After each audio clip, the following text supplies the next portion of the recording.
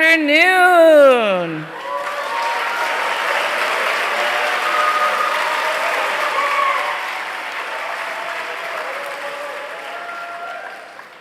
And how is everyone's morning? Excellent, excellent. So again, I want to reintroduce myself. My name is Becky Gino. I am the chair of the New Brunswick Host Committee for the NCF-Envirothon 2023 competition hosted here in Tantramar, New Brunswick. And we're very, very proud to be here at Mount Allison University today to announce and listen to our top 3 teams and their oral presentations today. Are we excited?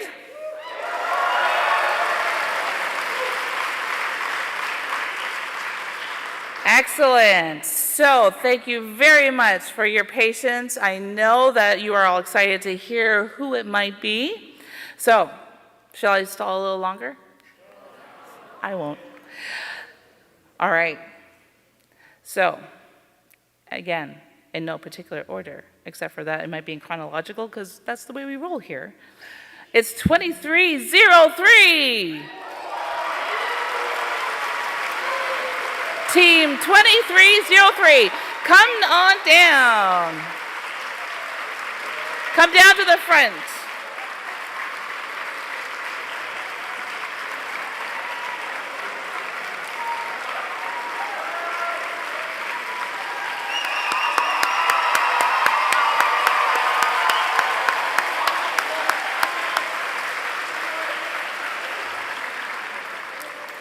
The next team, team 2320.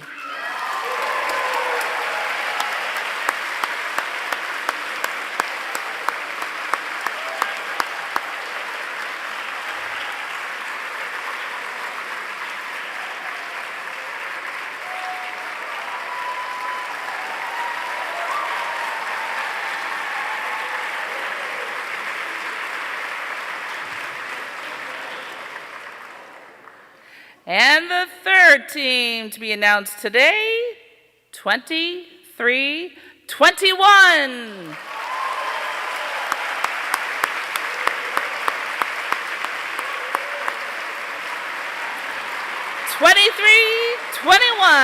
Come on down.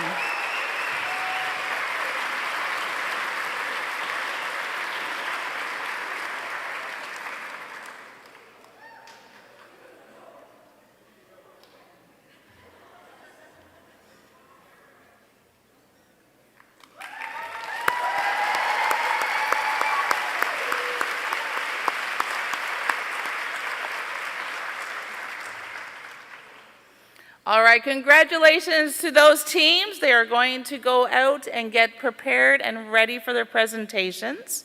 In the meantime, we have a wonderful demonstration and showcase from our organizing committee that is part of the New Brunswick Host Committee, Science East Science Center.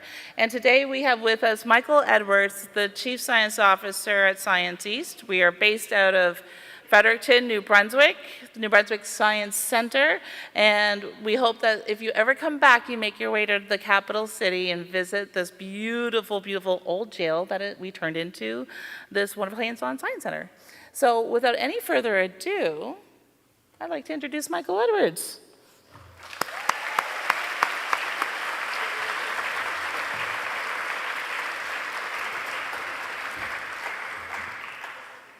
I immediately notice I'm too short for this podium, but that's okay. I'm going to move around a little bit. I'm going to move one of the mics over this way. So I saw some of you down in St. John. Who did I see in St. John on Wednesday? Hi, wave to me. Oh, wow, lots of you. Okay.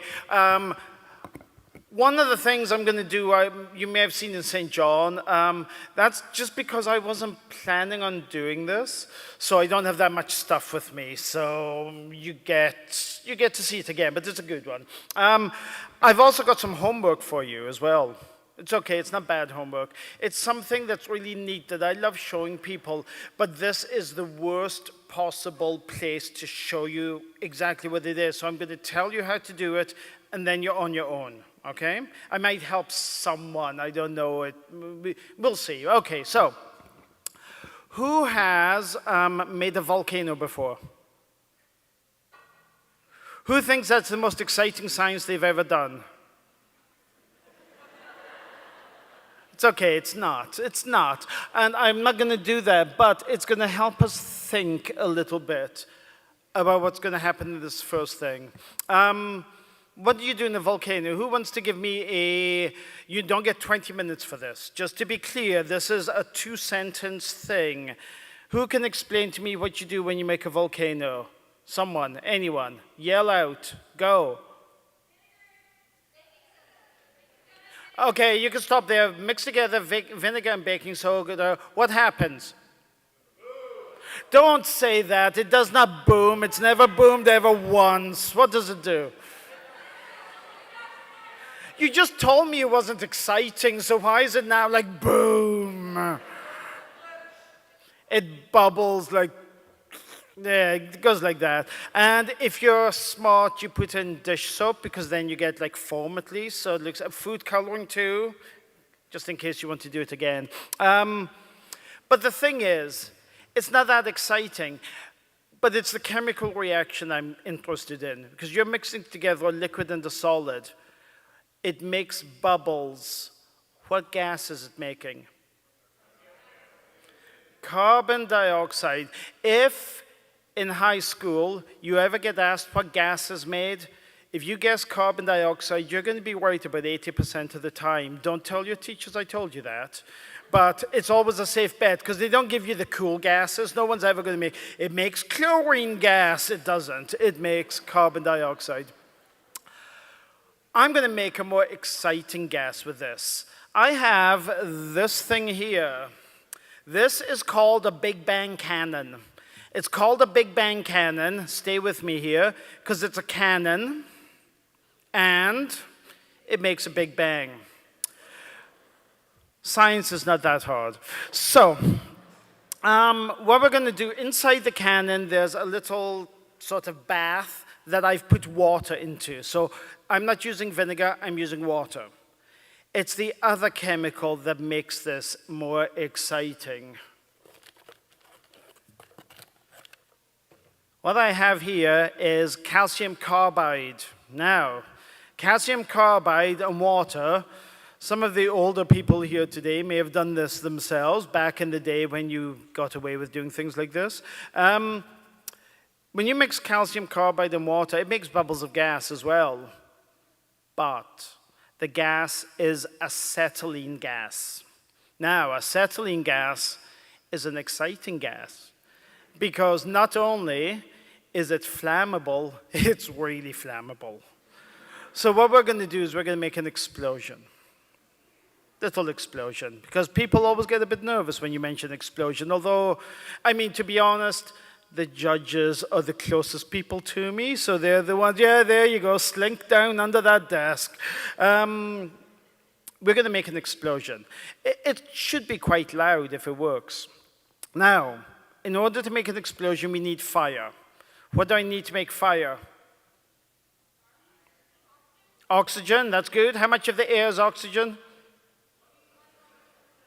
If anyone did not say 21%, make a note, whoever's in charge here, and take some points off. 21%. What else do you need to make fire? Heat? Who said heat? Who was that? That was a good answer. No one admitting? Who was it? Oh, there. Good job. Well done. Go to the top of the class. Heat. And it can be in any form. It could be two sticks rubbing together. It could be a bolt of lightning. It can be a match. Any of those things will work. Last thing you need to make fire. Fuel, that's the important one. And one of the reasons why fire is kind of dangerous is because lots of things act as fuel. And because there's, oxygen everywhere, and once a fire is burning, it's hot. This is why fires keep burning until one of those things is taken away. And normally they will take away heat because that's the easiest thing, cool the fire down. You can try and take away oxygen by smothering it like you do in a kitchen fire. Put something over the pot. taking away fuel, that's a little bit more difficult. But that's what we tend to do, because that way we know how big the fire is going to be. So it's going to be a limited amount of fuel. Now, if anyone's ever seen a Big Bang cannon before, they have this little attachment at the back. What this has got, and this is the bit that, honestly, could this be any worse suited for this kind of environment? Look at it. Can you see all the, no, you can't. It's got, just making sure nobody zoomed in or anything, because I can't tell what's going on. There's a little like ice cream scoop. That tells me how much calcium carbide to put in. It's a tiny amount. Then at the back, there is a flint and there's a file. So if I push this down, hopefully, at least 2 people should be able to see that. It's making a spark. So now I've got the things I need to make a fire. So I'm going to put them together, and I'm going to move back just for a second, because I have to make sure I don't spill that much. I'm going to spill, but not too much. That wasn't too bad. Okay, I'm going to put it into the back of the cannon, and then I'm going to lock the back in place. And what that's going to do is seal up the back, and then it's also going to make the powder fall into the water, where it's going to start bubbling, and I'm going to check it's bubbling, then we're going to leave it for about 30 seconds, ignite it, big bang, hopefully. I mean, if science is ever not going to work, it's normally when there's this many people looking at you doing it. So just be aware, if anyone was there when I did the fireball down in St. John, you know that it took a few attempts to get it good, and that's just the way it is. So, but this, hopefully. Okay, no mic now. I'm going to put it in. I'm listening for the bubbles. So I could hear the little bubbles there, so it sounds like I've basically opened a bottle of pop, just making sure that things are happening. And now we just kind of wait. I mean, science isn't always exciting either. That's the thing. Sometimes you just have to sit and wait for stuff to happen. Anyone who does science knows that. Sometimes you wait for a long time and nothing happens. At least this time there should be a payoff, he said optimistically. Okay. If you don't like loud bangs, you might want to cover your ears, because I'm hoping it's going to be loud even in a big spot like this. You should see a flash of fire at the front as well. 1, 2. Yay!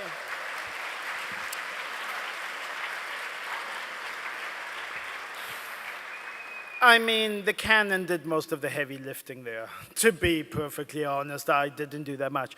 What I love about the Big Bang Cannon is they make it down in the States somewhere. Does anyone know what state they make it? In my head, it might be Vermont, but I would need someone from Vermont to back me up here. Is anyone here from Vermont? Okay, it's from Vermont. They're well known for it. Everywhere they go, they talk about it. It's just too bad there's no one here. They've made it the same way for over 100 years. They cast it out of metal. But back when they started selling these 100 years ago, this was a child's toy. I know. I mean, it is kind of hard to do that much damage with it, because it's designed so that it's hard to shoot things out of. And if you put in too much fuel, most people, once you start messing about with fire, know that if there's too much fuel, not enough oxygen, you don't get a fire, because you have to have the right ratios as well. So that's the nice thing about it. Just to play for time, because I got told to fill half an hour, and we're going to do one more time. Before I do it again, though, I'm going to have to blow air through here, because I've pretty much used up all the oxygen within the cannon.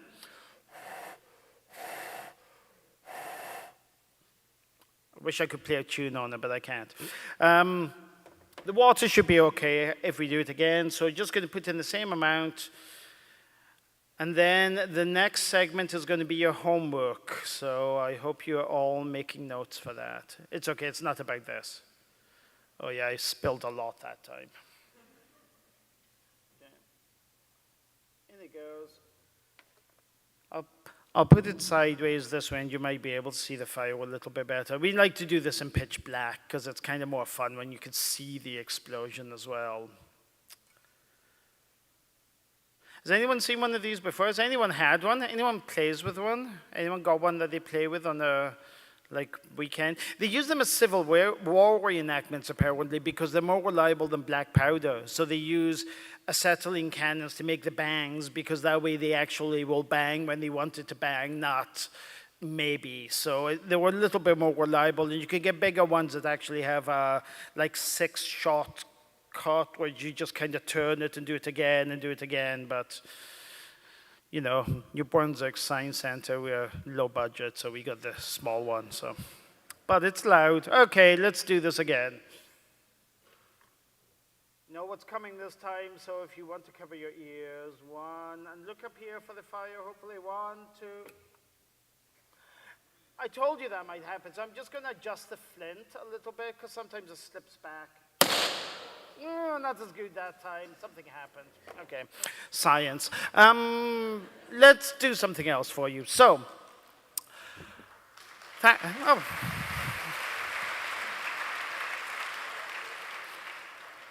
thank you to the 2 people who started that round of applause. That really caught on.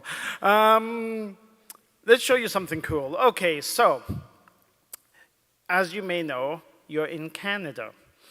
I don't know how many of you actually got Canadian money or not, because, you know, most people don't use banknotes anymore. But Canadian money is really cool. I'm not saying it's cooler than American money, but it is. And I'll tell you why. First of all, Canada went to plastic notes really quickly, so they were maybe the 2nd or 3rd nation in the world to do plastic notes. But what they did really quickly is come up with one of the coolest security features you will ever see in a banknote. And I'm not joking. This is like mind-blowing. And I show this to Canadian people all the time, and they don't know about it. So this is a really fun one. So, on all the Canadian banknotes, that came out originally, they have a little window in this side. If you've got, has anyone got money with them? Take it out right now, look at it. There, good. Good work.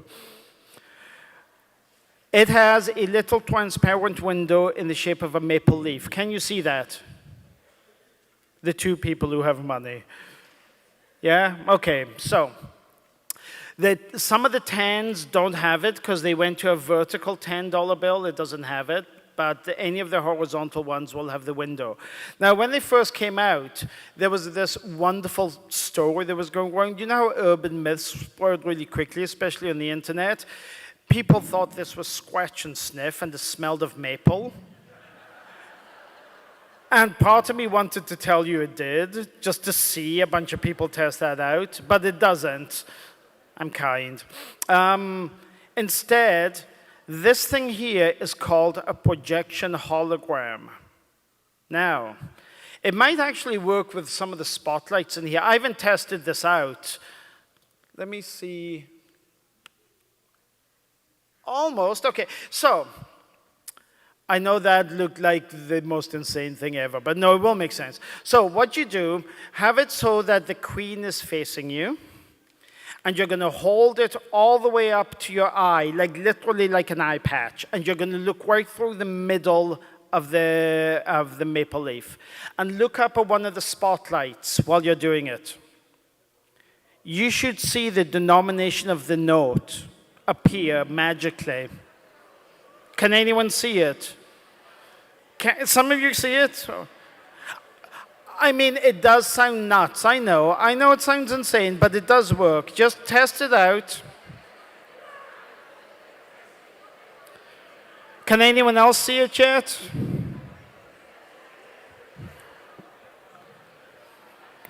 You have to hold it all the way up to your eye. Don't hold it in the distance, hold it right up to your eye like it's an eye patch.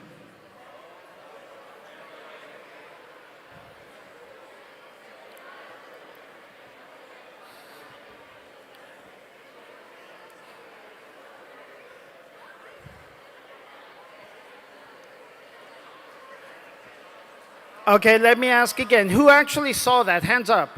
Okay, now, here's the even better bit. So this projection hologram, the easiest way to do it is go to the dollar store and buy a laser pointer.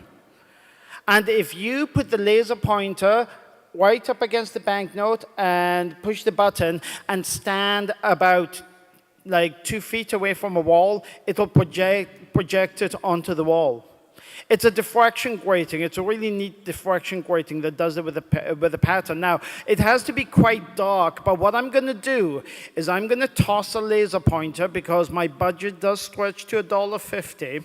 So I'm going to toss this out there, and if you kind of go like maybe down below light where the seats are and sort of do it, you should be able to see it. It works best if you project onto something white. So I'm just going to toss this out, and you can pass it around, and it'll be a diversion from the next thing I'm going to do, because, you know, some of you have seen it before. So I'm going to toss this. I don't know. I'm hoping not to hit anyone in the eye with it. So maybe put up your protective eye gear before I do it, okay?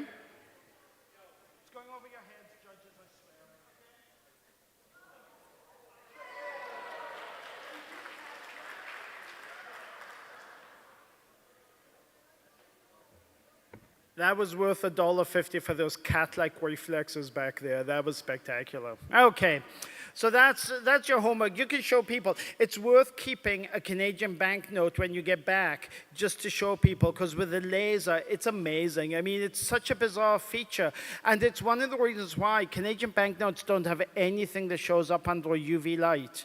There's nothing. They ditched all the fluorescent stuff. Because with US banknotes and most other banknotes, they still will have something show up on the UV light. Canadian banknotes don't. But then again, I don't know how many people check the authenticity of a banknote by going like this either and going, oh yeah, I can see them. Anyway, the good thing about looking at a spot when you do it, like a little spotlight or a halogen light, is you see it in multiple colors as well, so it's really neat. So, of the Canadians who are here, who had seen that before? Who'd never seen that before, if you're Canadian? Yeah, see, nobody knows about this. It's the weirdest thing. It's my favorite thing to show people when we do banknotes. Okay, now, last thing I'm going to do is the one that I was doing down in St. John as well, but it actually does work in a nice big space. I'm going to take out my air cannon now. We can go into a little bit more detail. I'm going to need someone to help me with this. Just wait before you volunteer. Never volunteer before you know what you're being asked what to do. That can end badly. Life lessons. Okay. I need someone who can hold a candle and not set fire to themselves. And I mean it. If you set fire to yourself, it's not on me, it's on you. Because I warned you. Who thinks they can do it? And we'll get someone from the US. Who's one of the furthest away states? Who's from the West Coast? Yeah, you waving your hand. Oh, yeah, in the middle. Yeah, come on up.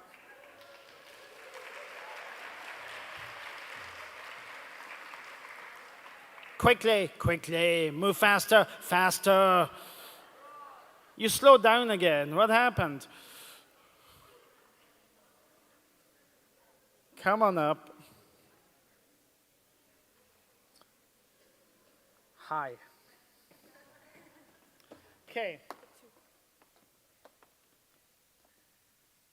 So I have a candle here, and this is going to help us understand an air cannon a little bit better. But before we do that, let's see who has longer hair. Who's willing to take their hair down? Take it down. For science. All right, just go stand over there. Oh yeah, you can come. Oh, yeah. It's okay. I can hold it. Okay, make it look good, yeah. Work it, come on, Mike. Top it up a bit. Yeah, there we go. Perfect. Yeah, okay, so this is an air cannon. This is something that fires out air. So all it is an empty container, and inside, well, I should have been more organized and opened this up. Oh, there we go, okay. I might go off mic and just shout for a bit. Can you hear me at the back? Perfect. Teacher voice is always good for that. So, have a look inside. What can you see? Are you sure? Stick your hand inside. Make sure there's nothing in there. Okay. There's nothing inside. I just like to make people think there might be. All I'm going to do is bang on this end. And when I bang on this end, it's going to push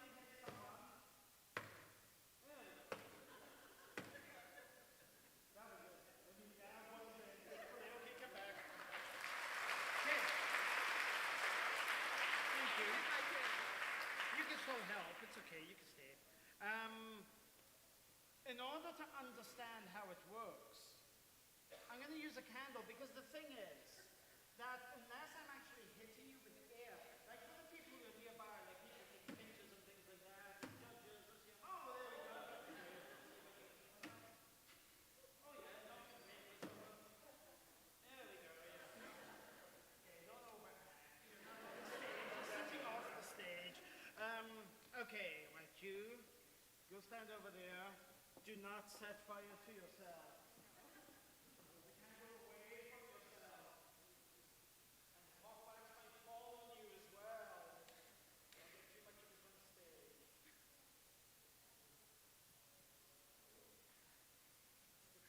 So, if I have this, you blow out the candle. No, you have to stay here. Here? Yeah, yeah. Blow out the candle. Blow the candle out. No harder.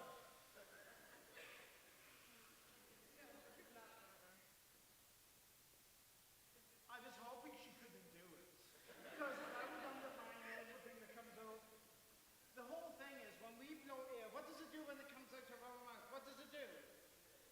It moves out to the side. And it starts bumping into other air.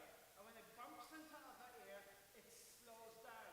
So by the time it got over there, if it was still moving at all, it was not going to blow the candle. But my aim might not be good. Watch the candle. Again, nothing going on here. That's the excitement. Let's see if I can blow the candle up from back here. Oh, hang on. There we go.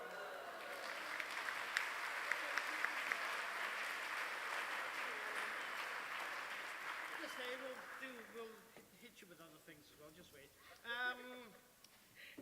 The thing is, the air cannon, the air must be moving in a different way. I mean, you just told me that the air moves like this, and it bumps into other air. So with this, what's the air doing? Or not doing might be a better way to think of it. Yeah, it's not moving out to the side. And when you get hit with it, it hits like just part of you. It's not hitting your whole body. Yeah, so when I hit you, you make your hair move, nothing else. So that's one of the things. It's spinning really fast. And if the air spins fast, it tends to stay in. It doesn't move out to the side, making a tornado. Plus, when the air comes out of here, it's a donut. So if it's a donut, instead of bumping into the other air, where does the other air go? Donut.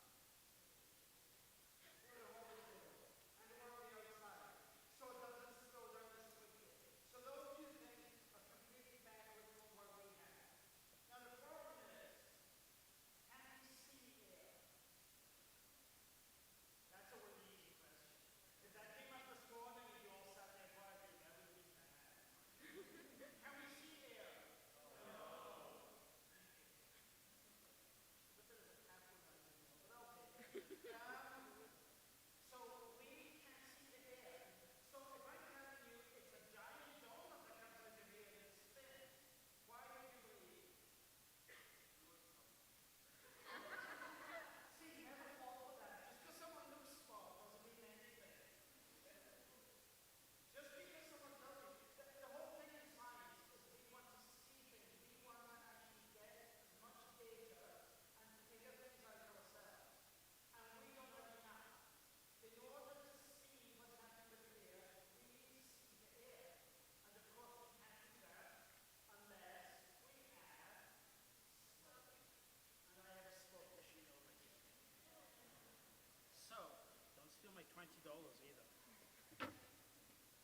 Yeah. Oops.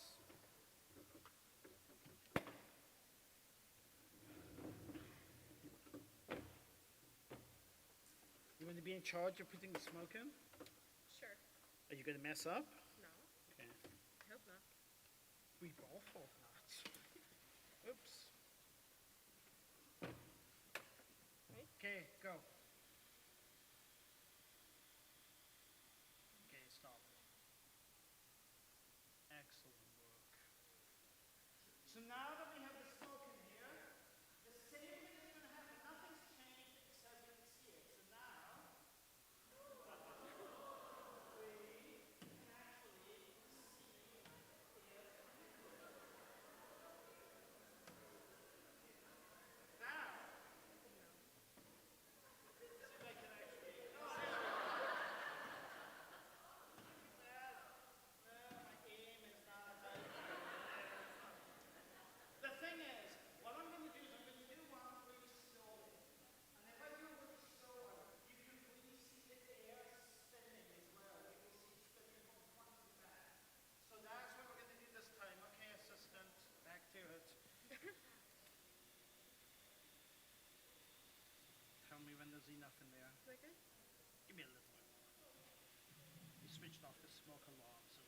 take advantage. That's good. Okay, don't go overboard there. That's a bit much.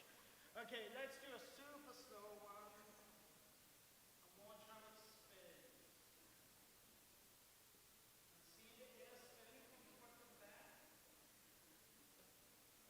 And there's lots of focus down because we only got it about a minute there, so that means. And nothing, if you got hit by it before, when you get hit by it now, it just you can see it. But it's kind of good because what you do is you kind of lure people in by doing some nice slow ones. And then you just nail them back. And people will hit the ground because as soon as you see something coming to you, and you will see they go quite a distance as well. Because there's like a little air movement in the air. Alright, you're going to do it now. Put on the air cannon. Jump on. Yeah, well, figure it out yourselves. I'm going to stand over here. Ready?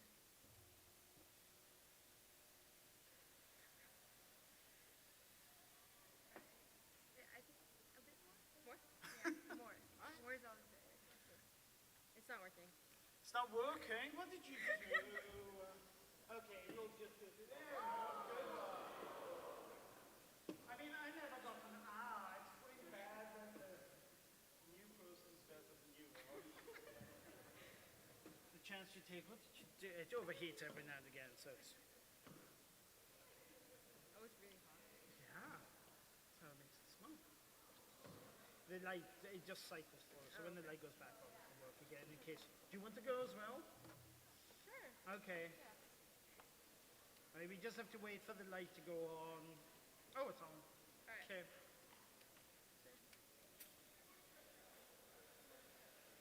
How much? No. Now? That's good. Okay. Ready? Okay, go ahead.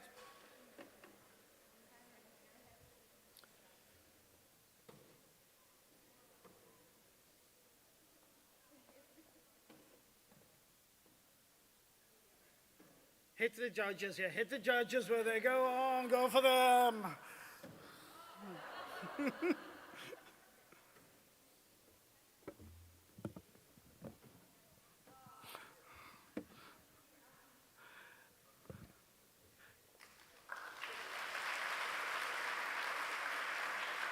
Excellent work. Okay, you can now leave the stage. Thank you for helping. I appreciate you both. There, that seems like a good place to end. Have I filled the time? Have I? Okay, that's good. Thank you all for putting up with me for a little bit longer.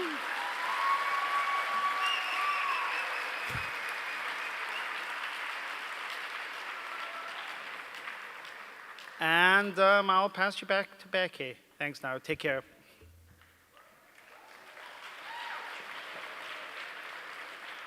Thank you very much, Michael. That was wonderful. And I've worked with Michael at Sciences myself for over 12 years, and it's been a wonderful journey. We've done many events together, and I hope that you enjoyed the show. So what I would like to do is, I need my book. One moment, please.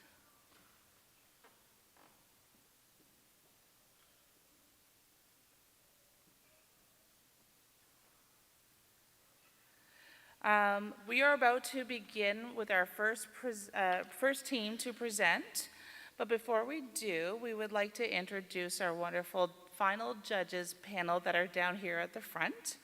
And I would like to begin here with Patricia Lardy, who is the National Conservation Foundation Secretary of the Board of Trustees.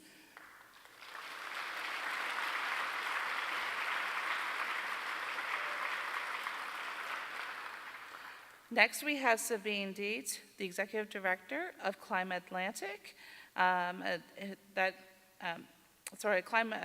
Atlantic Canada Climate Services and Service Organization. I'm sorry. Thank you, Sabine Dietz.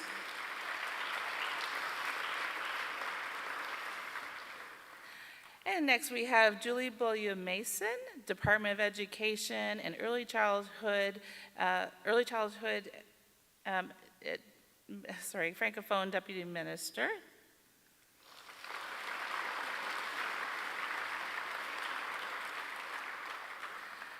We have Mark Lutney, and Mark Lutney is the Ducks Unlimited Canada National Director of Science Education and Planning from Ottawa. Thank you for joining us.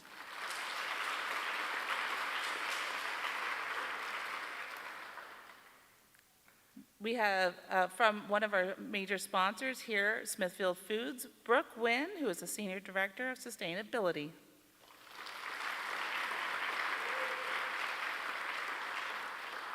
And of course, another one of our platinum sponsors, Peter Fullerton, Director General of Natural Resources Canada, Atlantic Forestry Centre, Canadian Forest Services.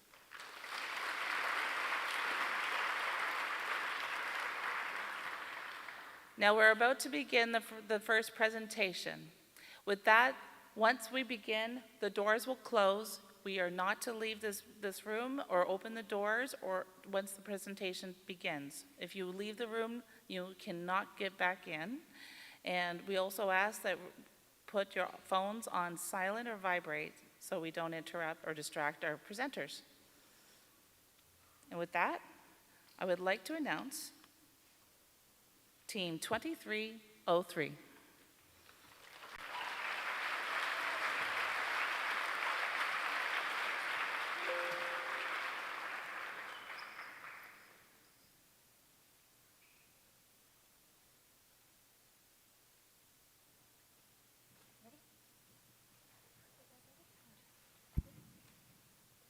The Tantramar Isthmus Forest is a tract of land 165,000 hectares large, suffering from less frequent and greater intensity waterfall, air and water temperatures high, and invasive species are dominating over native ones. High sea levels are causing floods and impacting populations of peoples and animals at large. Our firm acknowledges how these changes will affect biodiversity and the plethora of stakeholders in Isthmus. Our forest, agricultural plots, and fisheries are all connected through the land. While climates rise, glaciers melt. The albedo effect decreases and heat is absorbed, increasing the effects of climate change. While adaptation is our main goal with our plan, mitigation measures also have to be considered to prevent a positive feedback loop from worsening. Two of the important First Nations groups are the Mi'kmaq and the Maliseet, who we wish to consult before operations of the three sectors we are discussing. We will ensure not to violate any treaties and keep in mind traditional and cultural practices before installing or changing plots. These two policies will closely follow the duties to consult policy and the Treaty of Peace and Friendship. The main goals of these treaties are to avoid surpassing the land's carrying capacity, ensure fishing and hunting practices for the group can continue, mutual correspondence, and following the guiding principles including good faith, integrity, reciprocal responsibility, just to name a few. One of our primary goals in working against climate change will be to gather funding through the Climate Adaptation Program by NRCan. We hope to secure funding through the following proposal, focusing on adaptation in our three industries at risk. In New Brunswick, agriculture is one of the largest industries. Currently, there are 150 farming families in the Tantramar Isthmus that grow a variety of crops. They are the backbone of our society. They work hard 24/7 to make a living and support their families, but they're seeing new and difficult problems that threaten their livelihood. Their crop yield is dwindling, and many suspect climate change, among other factors, to be the culprit. The rising sea level, warming temperatures, and increased frequency of storms are threatening the integrity of the New Brunswick agricultural industry. To combat this, we suggest the implementation of regenerative agriculture techniques, most notably no-till systems. Currently, only 12% of Isthmus farmers use no-till, while 65% still use conventional tillage. This imbalance can eventually lead to detrimental erosion that will destroy the agricultural industry. Through the implementation of no-till systems, farmers leave dead crop on the soil rather than disturbing it. This will introduce organic matter to the soil, thereby decreasing bulk density, increasing nutrient and water holding capacity, and maintaining the soil structure. Furthermore, our firm suggests investments in improving riparian strips to decrease runoff, decrease soil erosion, and support the surrounding wildlife. Another valuable consideration is promoting the use of other regenerative agriculture techniques, including cover crop, rotational cropping, and grazing, and reducing the frequency of monoculture. We will thereby regenerate the topsoil and make the land more fertile and stable. By using these techniques, New Brunswick will be able to use and maintain their soil for years to come. Most isthmus farmers in Tantramar are located in the Tantramar lowlands, which means a massive risk of flooding. To prevent floods destroying the farms, we will develop numerous culverts that will protect the farms over the next 3 to 5 years. We will also develop stormwater reservoirs over the next 10 years. They will prevent excessive water erosion and runoff. Over 2 years, we will also look to invest in improved GPS and farm management technology by providing farmers with GPS and other farm management tech to improve their flood damage mitigation. We must also invest in creating renewable energy opportunities in the Tantramar Isthmus in order to reduce carbon emissions in the energy sector. Right now, only 2 out of the 150 farms in the Tantramar Isthmus use energy from renewable sources. So looking at that, we're going to be investing $2 million for clean energy initiatives to help keep the isthmus more green. For agriculture, many landowners do not have sustainable and capital equipment to combat the effects of climate change. Agricultural plots and landowners are important and recognized stakeholders for our firm. Over 150 families-owned farms rely on the regulated weather, temperature, and biodiversity to keep our businesses afloat. Only 2 farms are using renewable energy sources, 20 farms GIS mapping, and 9 farms are using land management and planning. We wish to subsidize up to 40% of the cost to applying farm owners to provide them with solar power panels, GIS machinery, and funding for planning according to their size and revenue. We wish to carry out this program to the existing 150 farms over the course of 2 years with a budget of $3 million. Climate change has and will continue to alter ecosystems by changing temperatures, growing seasons, breeding activity, weather patterns, and even introducing new diseases and invasive species. Forests all over the world, not even forests in New Brunswick, are all thrown into a deadly, unfamiliar chaos, increasing their sensitivity to external stimuli. Unfortunately, this creates a positive feedback loop. When the trees die, they release CO2 into the atmosphere, contributing to the greenhouse gases in the atmosphere and ultimately exacerbating climate issue. The 100,000 hectares of forested land in the isthmus is split into 4 sections. 10% of the land is owned by the Mi'kmaq First Nations. It is used for traditional purposes, therefore it is used relatively sustainably. Our consulting firm is looking to protect the First Nation land, not only because of Canada's history with disrespecting the First Nations land and way of life, but also because of our ecological agenda. This is a step in reconciliation to repair the damage done to Indigenous livelihood. 10% of the overall forested land is managed by the City of Chignecto for the city's water supply, maple syrup production, and recreational use. We determined that this is not an issue to our purposes of maximizing ecological, economic, and social benefit. 40% of the forested land is owned by 500 private woodlot owners. The regulations we devised for this land also ties into the other 40% of the forested land, owned by the family-managed forestry company known as Elam Spraggs and Sons Ltd. We are looking to prevent the monopolization of forestry companies in New Brunswick, which will be achieved by employing land ownership quotas. No one entity may own more than 40,000 hectares of forested land. We believe that this quota will be well received by the provincial government of New Brunswick, as the monopolization of the timber industry would be an economic and social issue for anyone and everyone who consumes wood-based products. For more ecological concerns, we believe it is necessary to limit the use of chemical forest tending procedures by raising the prices of chemical herbicides, pesticides, and fertilizers.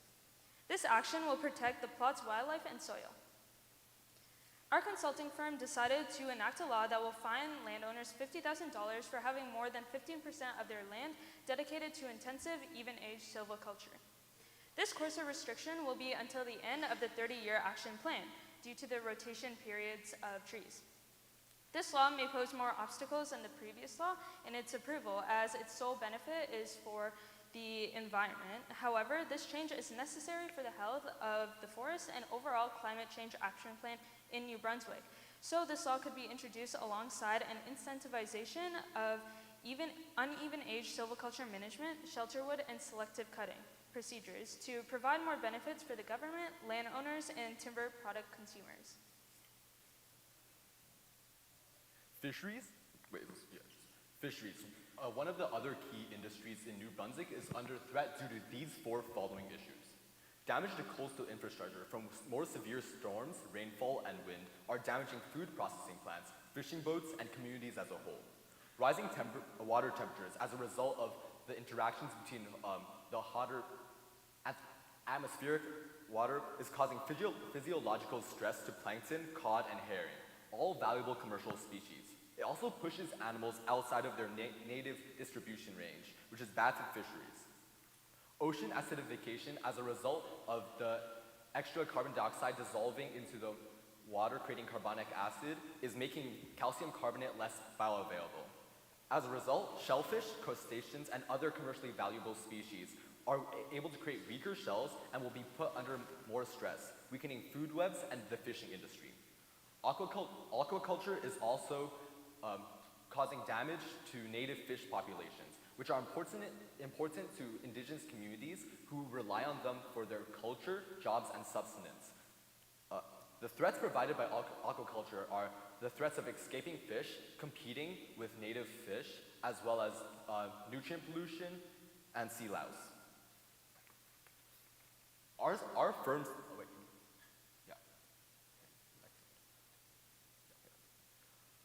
Our consulting firms suggest decreasing quotas of species under threat or that are vulnerable, such as mollusks, clams, scallops, herring, and cod, and preventing fishing in breeding areas and valuable habitats to allow the population to rebound by not being overfished. Stressed species will need more support and protection to recover, which is needed for the long-term health and to prevent collapse. Obviously, fishermen and women will not be happy, but this is necessary in order to for the long-term sustainability of the industry. There's really no point of having short-term more money if the industry is gone within 20 years. Our alternatives is to provide subsidies for inland aquaculture, which will not have the same risks of escapees or nutrient pollution, as it will be in its own enclosed system, far away from the shore. We will provide $50,000 in subsidies to businesses who will go into this field, which is enough to provide a lot of the startup costs, but it will discourage non-viable businesses as well. This provides alternative careers to fishermen and supports communities.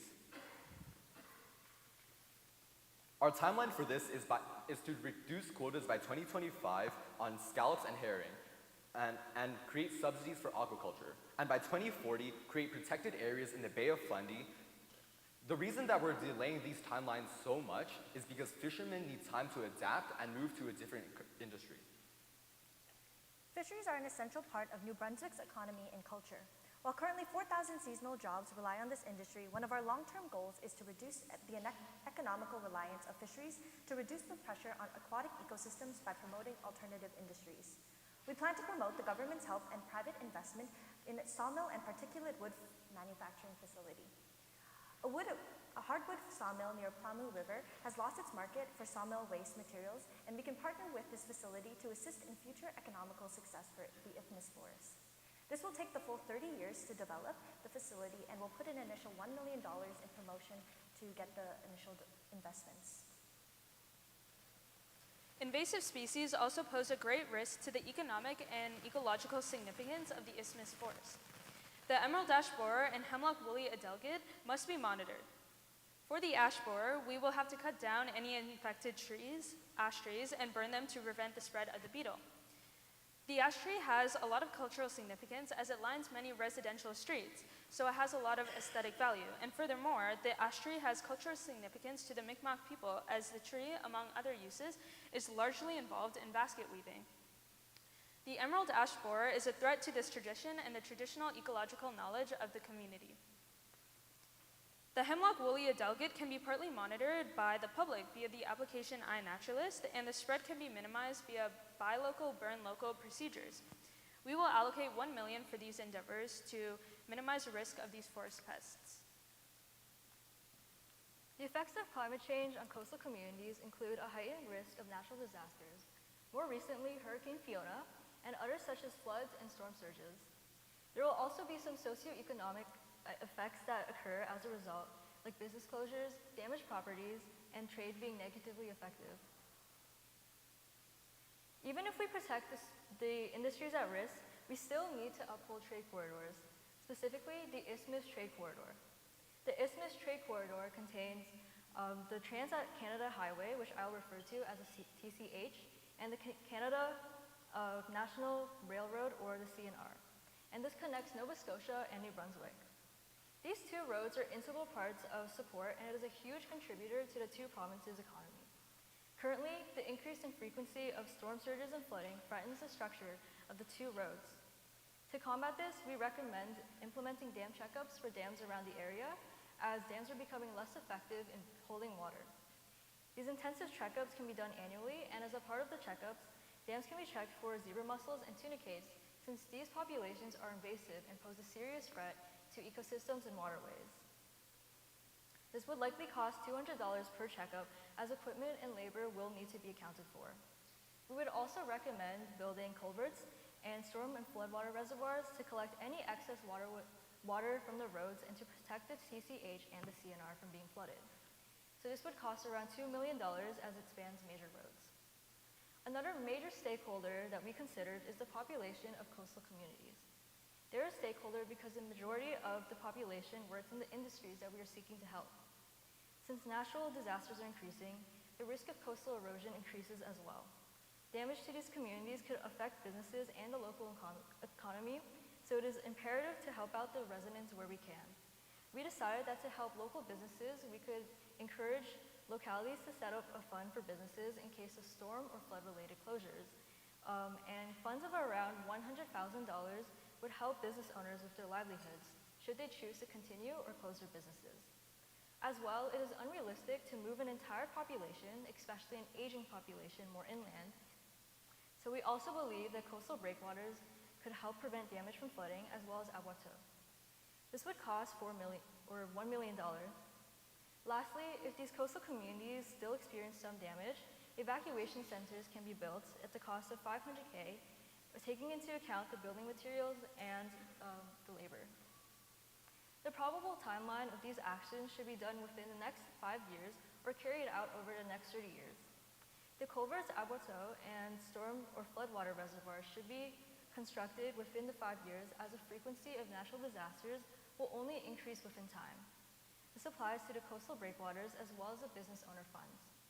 The fund should be updated once the amount goes down to $10K, and lastly, the checkups of dams should be done annually, as well as checkups of the coastal breakwaters and the storm or floodwater reservoirs. While we are working alongside NRCan's Program for Adaptation, we hope to secure additional money through NB's New Brunswick's government investment in ecology. Out of the $47 million plan from 2023 to 2024, we believe it's possible to secure at least 10% of the $23.3 million to clean energy, $1.7 million to climate preparedness, $2.1 million to nature-based solutions, which is an additional $2 million for our budget. So overall, our budget is around $14.45 million. This should cover every cost that we've mentioned. Thank you so much for listening, and here are our citations.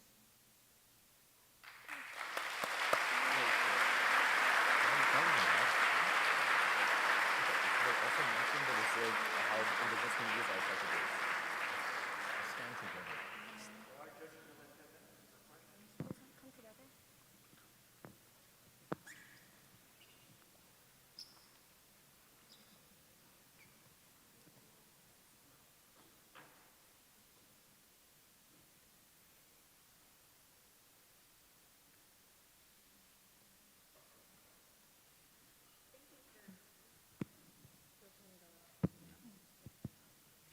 Thank you for your presentation. Question on the ag industry. You addressed a lot on aquaculture and field crops. Do you have any suggestions on beef and dairy or any other livestock? One key thing that we want to integrate is rotational grazing. So when we're integrating livestock into our agricultural practices, we'll be introducing more organic material to the soil, and we'll be making the soil healthier. So in the long term, majorly, we don't want to be removing this dairy and meat farming industry or making any minimizing changes to it because it's such a large part of New Brunswick's economy. However, we do want to integrate it more into our other farming practices like wheat farming or corn farming to be able to maintain the health of the soils.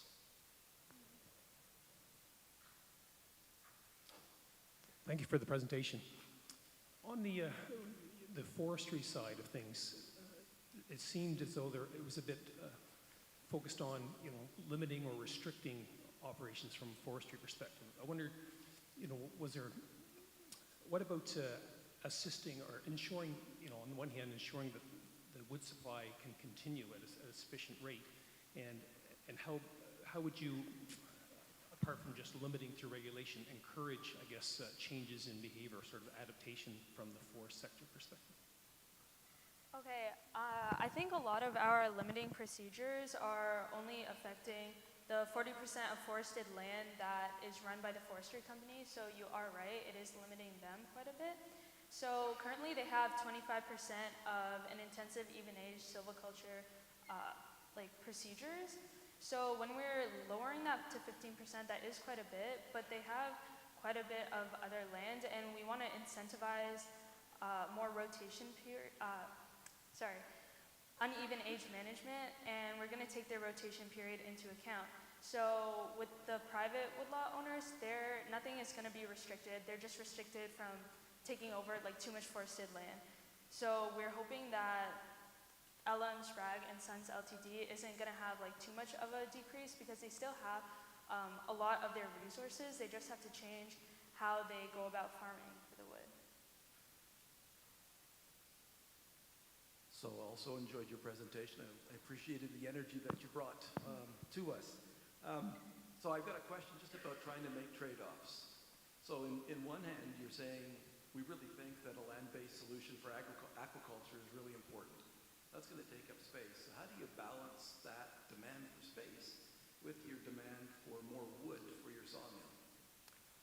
Land-based aquaculture probably isn't going to take up that much of space because it's very efficient. Especially with genetically modified organisms, which are able to grow magnitudes faster than normal salmon and grow larger, providing much more meat. We believe that it won't be an issue because relative to the land use as a whole, it's only going to take up a small portion. Thank you very much. I also very much enjoyed your presentation this afternoon.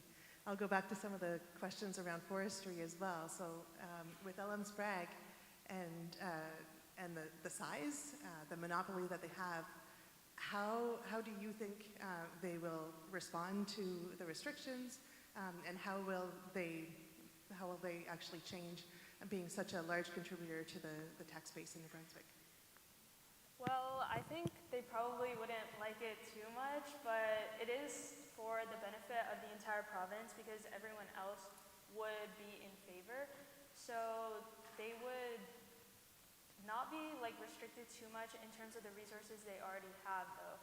They will have to change some procedures, but that just has to change, start adopting more of their sustainable practices that they already do because 75% of their land is already uneven age managed.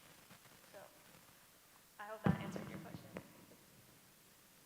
Thanks very much for the presentation. I got one question around the coastal communities piece. And you mentioned that you weren't going to ask people to move, so you eliminated the idea of retreating from those risk areas. Can you just elaborate a bit your reasoning behind that, please?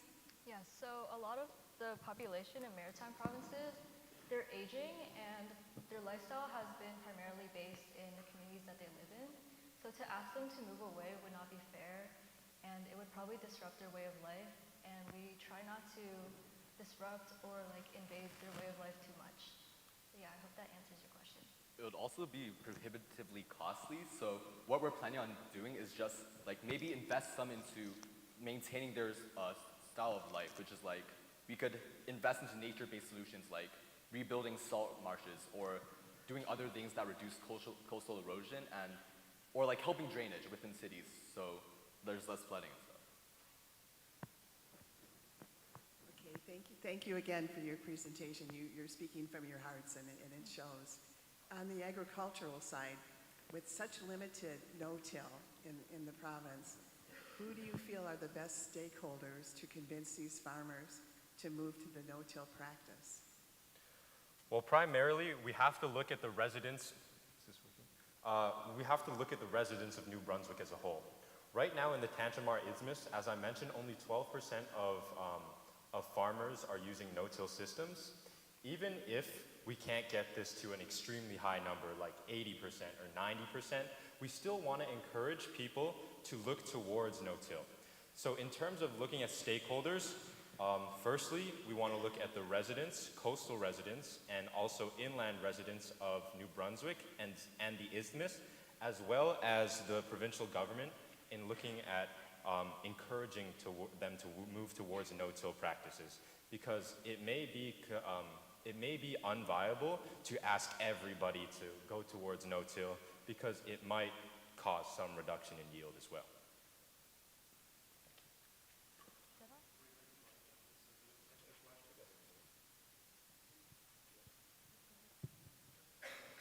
So me again. So you talked about some of your solutions along the coast being putting in breakwaters and abatos to kind of harden the face. When you were thinking about that, how did you weigh that with sort of more natural solutions that might be out there? We also wanted to explore other options like planting more vegetation along coastal, the coast, but I think that would take a bit longer because we also have to wait for the plants to grow and survive. So yeah, we had to consider something that could take less time. So I hope that answers your question. Oh, this was more of a short-term fix to stop the flooding within railroads and the Trans-Canada Highway, which is like, we need to stop that now or else trade will be stopped. So like, if we get something done now, we can figure out more long-term solutions later.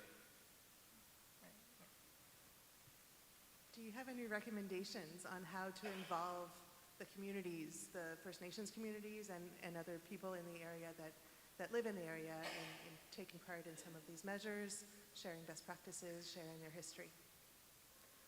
Yeah, firstly, we want to acknowledge that the First Nations people are impacted disproportionately by climate change, and their communities are also.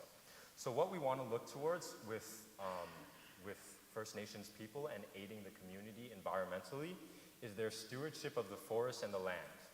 So the First Nations people have a great oral history of the lands, and they know the most out of any of us. What we mentioned before is the duty to consult. We will always be consulting and always considering their inputs when we're making these kind of environmental decisions, because of course they know the land best. First Nation communities will also be able to benefit from the things we provide. Like, one of the case studies in the given booklets was how First Nations were able to use aquaculture systems to provide an income and jobs for the communities. If we provide resources to allow them to do that, they'll be able to better support themselves and build for a more resilient future. And when prioritizing our goals, like when Dia made her decision, or we as a group made a decision to prioritize emerald ash borers as a species, we knew that it was culturally significant to them, so those were kind of some of our factors in choosing what was a priority to us.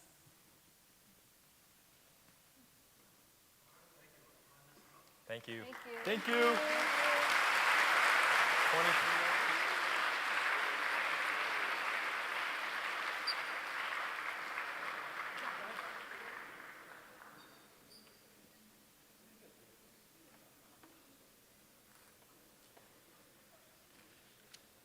Well, thank you very much to Team 2303. Let's give them another round of applause.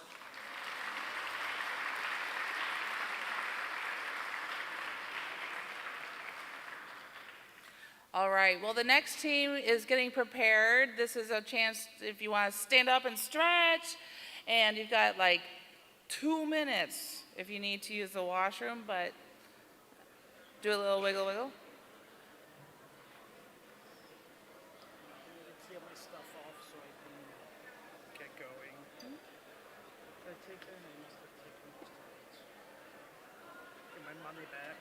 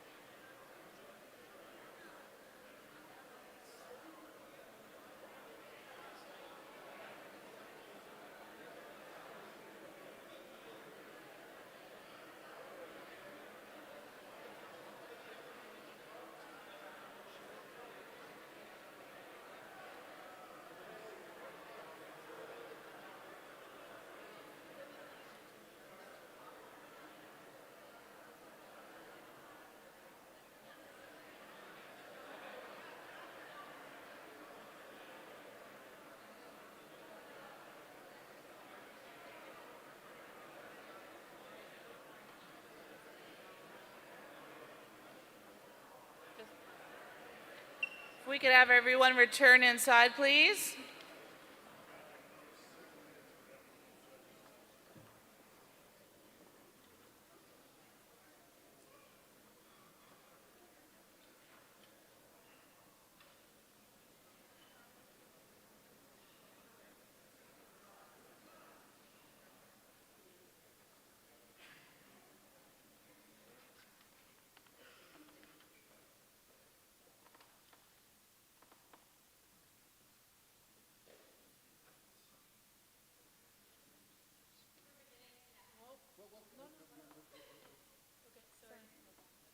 No, we still need a little bit of time for the judges to finish deliberating. If you'd like to just wait.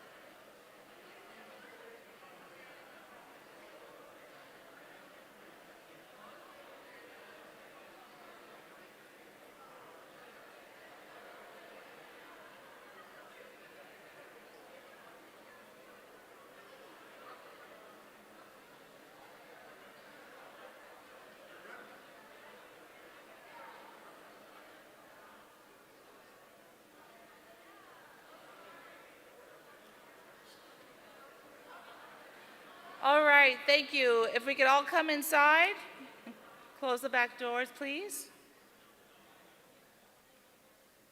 I am pleased to announce to the stage Team 2320. Do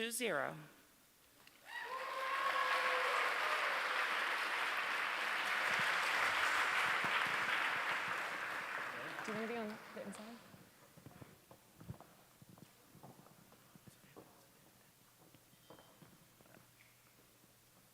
We're actually starting now. Increased precipitation, storm surges, and sea level rise. All of this seems like a distant climate change horror story until now. Your community of Tantramar is one of the many that has unfortunately been negatively impacted by climate change. According to the ESO's Eco-Energy publication entitled Sea Level Rise, sea levels in New Brunswick are projected to rise by 1 meter by 2100. This is why my group has been hired today in order to help your community adapt to the ever-changing climate change problems here in the community.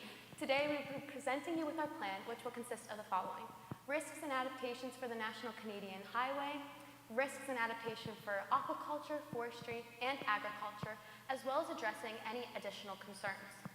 By implementing this project, we will not only be protecting our community today, but in its long-term battle against climate change. To begin, I will first start by showing you the different areas of land that we plan to address in this project. Some of these areas include agriculture, aquaculture, recreational areas, and forestry areas. However, for a moment, I want to divert your attention to the dikes that exist alongside the Bay of Fundy here in the community. These dikes have long served as protection from the Bay of Fundy's tides. However, recent storm events such as Hurricane Fiona have proved that these dikes are no longer sufficient protection. The most concerning part of all of this is that the Canadian National Railroad exists right alongside these now inefficient dikes, posing a threat to the transportation of many goods in the community. The Canadian National Railroad is Canada's lifeline. It provides transportation of $50 million worth of goods per day. Without this railroad, we won't be able to transport any of our timber, aquaculture yields, or agriculture yields, therefore rendering the rest of our adaptation plans useless. Therefore, we first have to start out by protecting the existing area alongside the dike. To start off, we will start by building the dike higher. Then, after this, our long-term adaptation practice is to create a salt marsh right alongside the dike, as well as refurnishing the area of salt marsh that already exists on the opposite side of the dike. Creating a salt marsh is fairly simple. We have to plant salt-tolerant hydric plants such as salt marsh cordgrass, glasswort, and sedge species. However, over time, in about 1 to 2 years, this ecosystem will begin to establish itself. And in 10 years, it will begin growing vertically, providing an effective buffer between your community and the Bay of Fundy. However, I'm sure a lot of you are concerned about the cost of this project. Building up the dike will cost around $200 million. However, I'm convinced that I can show you that this money is well worth the investment. According to the Financial Post, in 2022, the Canadian National Railroad provided $5.2 billion worth of revenue. This cost doesn't even include the amount of money it takes to rebuild destroyed infrastructure and communities that are affected by the Bay of Fundy's flooding. To build up the salt marsh, which is our long-term goal, based on other New Brunswick salt marsh projects, this will cost around $1 million. However, because over time this will provide our community with protection from rising sea levels, it will prevent the need for us to rebuild up the dikes anymore, therefore saving your community hundreds of millions of dollars in the long term. By protecting the Canadian National Railroad, we will be implementing the most important part of our step, because this railroad is the skeleton of our forestry, aquaculture, and agriculture economy here in Tantramar. The Tantramar Isthmus is extremely vulnerable to climate change because its economy relies on the natural resources sector. As climate change continues to occur, communities like yours that rely on the fisheries sector are becoming increasingly impacted. The fisheries sector includes commercial fishing, aquaculture, and seafood processing, all of which have already been affected by climate change. According to the publication entitled "Where Do Global Greenhouse Gas Emissions Come From?", Our global community emits 50 billion tons of greenhouse gases each year. Currently, our oceans are absorbing 30% of these anthropogenic emissions, and this is resulting in our oceans absorbing large amounts of carbon dioxide. As they do that, the carbon dioxide hits the water and dissolves into carbonic acid, resulting in ocean acidification. This acidification is what is breaking down the shells and skeletons of so many aquatic organisms, and is also causing physiological stress within these organisms. Greenhouse gases are also resulting in rising ocean temperatures, which is forcing aquatic organisms to move northward and deeper to find cooler waters. This is resulting in a change in the species we're seeing here around the isthmus. Also, sea level rise is impacting the fisheries sector as well. As sea levels rise, it becomes increasingly difficult for us to capture the crustacean species like the vital American lobster that are moving into deeper waters. Also, sea level rise compounds the damage from storm surge and hurricanes that could cause vital damage to key infrastructure such as boat docks, fisheries equipment, and processing facilities. Next slide, please. Currently, 58% of the people who work in our commercial fisheries industry here in the isthmus have stated that they solely rely on their income from fishing to survive. Yet only 22% of these people have stated that they have the financial capital to adapt to the changing climate that is supposed to affect the fisheries sector in the future. As such, my teammates and I have formed a list of adaptation methods that we want to implement into commercial fishing, aquaculture, and to protect the infrastructure that supports both fishing and aquaculture. In commercial fisheries, it is important that we start developing new strategies that will help us to fish for and capture new species that are going to be available in the area as the climate changes. It is also important that we develop ways to continue fishing and capturing the crustacean species that have been moving deeper. One way we can accomplish this is by bringing other fishermen and women who have already made this adaptation and shift to catching different species and have been successful at it, and bring them here to host courses and teach our local fishermen and women how to do the same. In regards to aquaculture, we want to implement genetic tagging, which identifies gene strains in organisms that we are growing in aquaculture, and then we can, and these gene strains that are resilient to climate change. And then we can use those strains to grow organisms that are also resilient to climate change, and that way we are making our aquaculture industry more resilient itself. Now, while it is important that we address how to make our fishing and aquaculture more resilient, it is just as vital that we ensure the safety and protection of the infrastructure that supports these systems. For infrastructure, we suggest raising and building up the infrastructure that supports fisheries along the coast. And where this is not possible, we will relocate that infrastructure inland. Some places where that could occur is if we have our processing facilities and we're unable to accommodate the sea level rise or the flooding that could impact them, we would relocate them to another building further inland. A potential negative impact of doing this could be difficulty transporting goods to and from the facilities because they are farther away from the coast. We can implement our courses and gene tagging right away, and they are simple and cost-effective solutions that will help our community in the long term. But it will take 1 to 2 years and millions of dollars to fully adapt our infrastructure to the changing climate. However, we believe that this investment of money, time, and energy will be well worth it because we are protecting the community in the long term. I'm sure that many of you are entirely too familiar with the ways in which climate change is impacting your home and your lives. But are you aware of the ways in which climate change impacts your forests? The changing climate poses two major risks of forests in New Brunswick: invasive species and forest fires.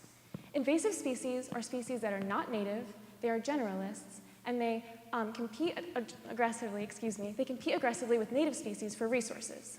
Invasive species thrive in climate change conditions because they're able to easily adapt to warmer and changing environments. One of the most prevalent invasive species in North America is the emerald ash borer. The emerald ash borer feeds on and girdles ash trees, killing 99% of the trees that it attacks. This poses a serious problem for the New Brunswick community as a whole, but especially for First Nation communities that have relied on ash trees for basket weaving, medicinal purposes, and making canoes and snowshoes for centuries. The second main risk is forest fires. As you are all aware, forest fires have been increasing in frequency, and this is due to the drier climate and the higher temperatures. This also leads to a predicted 1.5-fold increase in the number of large fires in Canada by 2100. This amount of fires seriously degrades the ecosystem. According to Canada's forests, CO2 sink or source by the Canadian Forest Ministry, in extreme fire years, forest fires can account for 45% of Canada's greenhouse gas emissions. So both invasive species and forest fires pose a serious problem to New Brunswick's community and Acadian forests. They reduce carbon sinks, deplete forest resources such as lumber and wood fibers, and degrade wildlife habitat. However, all hope is not lost. There are adaptation measures that we can and will take to fight both invasive species and forest fires. I'm going to start with invasive species. So one relatively simple way to combat and adapt to invasive species is to plant trees that these species, such as emerald ash borer or other pests, do not prefer. Additionally, forest managers could schedule their harvest schedules around the life cycles of pests like the emerald ash borer, and this would minimize damages. But really, when it comes to invasive adaptation, we believe that education and awareness are the most important things. And this is why we would send out newsletters and social media posts to everyone in the community detailing how to identify invasives, such as the emerald ash borer. And that way, when people like you saw these invasives out in the wild, they would call our Tantramar invasive species hotline, which would then send a team out to fight the problem before it became too big of an issue.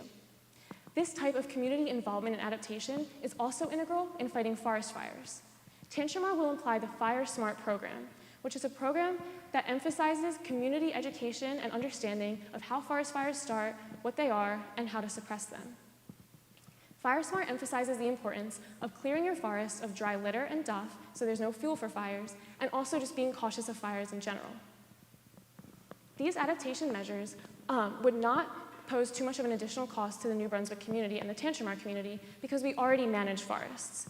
Additionally, for forest fires, the main thing is to manage through sound forest management. So for example, some young hardwood stands, like the ones in the Chinecto forest, they can be so dense that they have 30,000 trees per hectare. And this is super dangerous and makes the stands susceptible to burning. So in order to combat this, we must employ management practices such as pre-commercial thinning and shelterwood cuts, as you see up there. So like I said before, these management practices shouldn't pose too much of a new cost because we're already spending on forest management practices, and it would just be a little bit of a shift.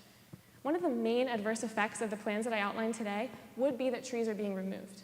However, it is much less of an environmental loss to lose a few trees than to lose an entire stand to something like emerald ash borer or a forest fire. We believe that this plan will ensure the security and sustainability of your forest resources in the long term. The forests that cover our land aren't the only ones in trouble. With more frequent and intensive weather events like floods and droughts, your farmers are soon to be able to have to adapt to the climate change impacts. As the climate change impacts grow globally, the New Brunswick will suffer from severe storms.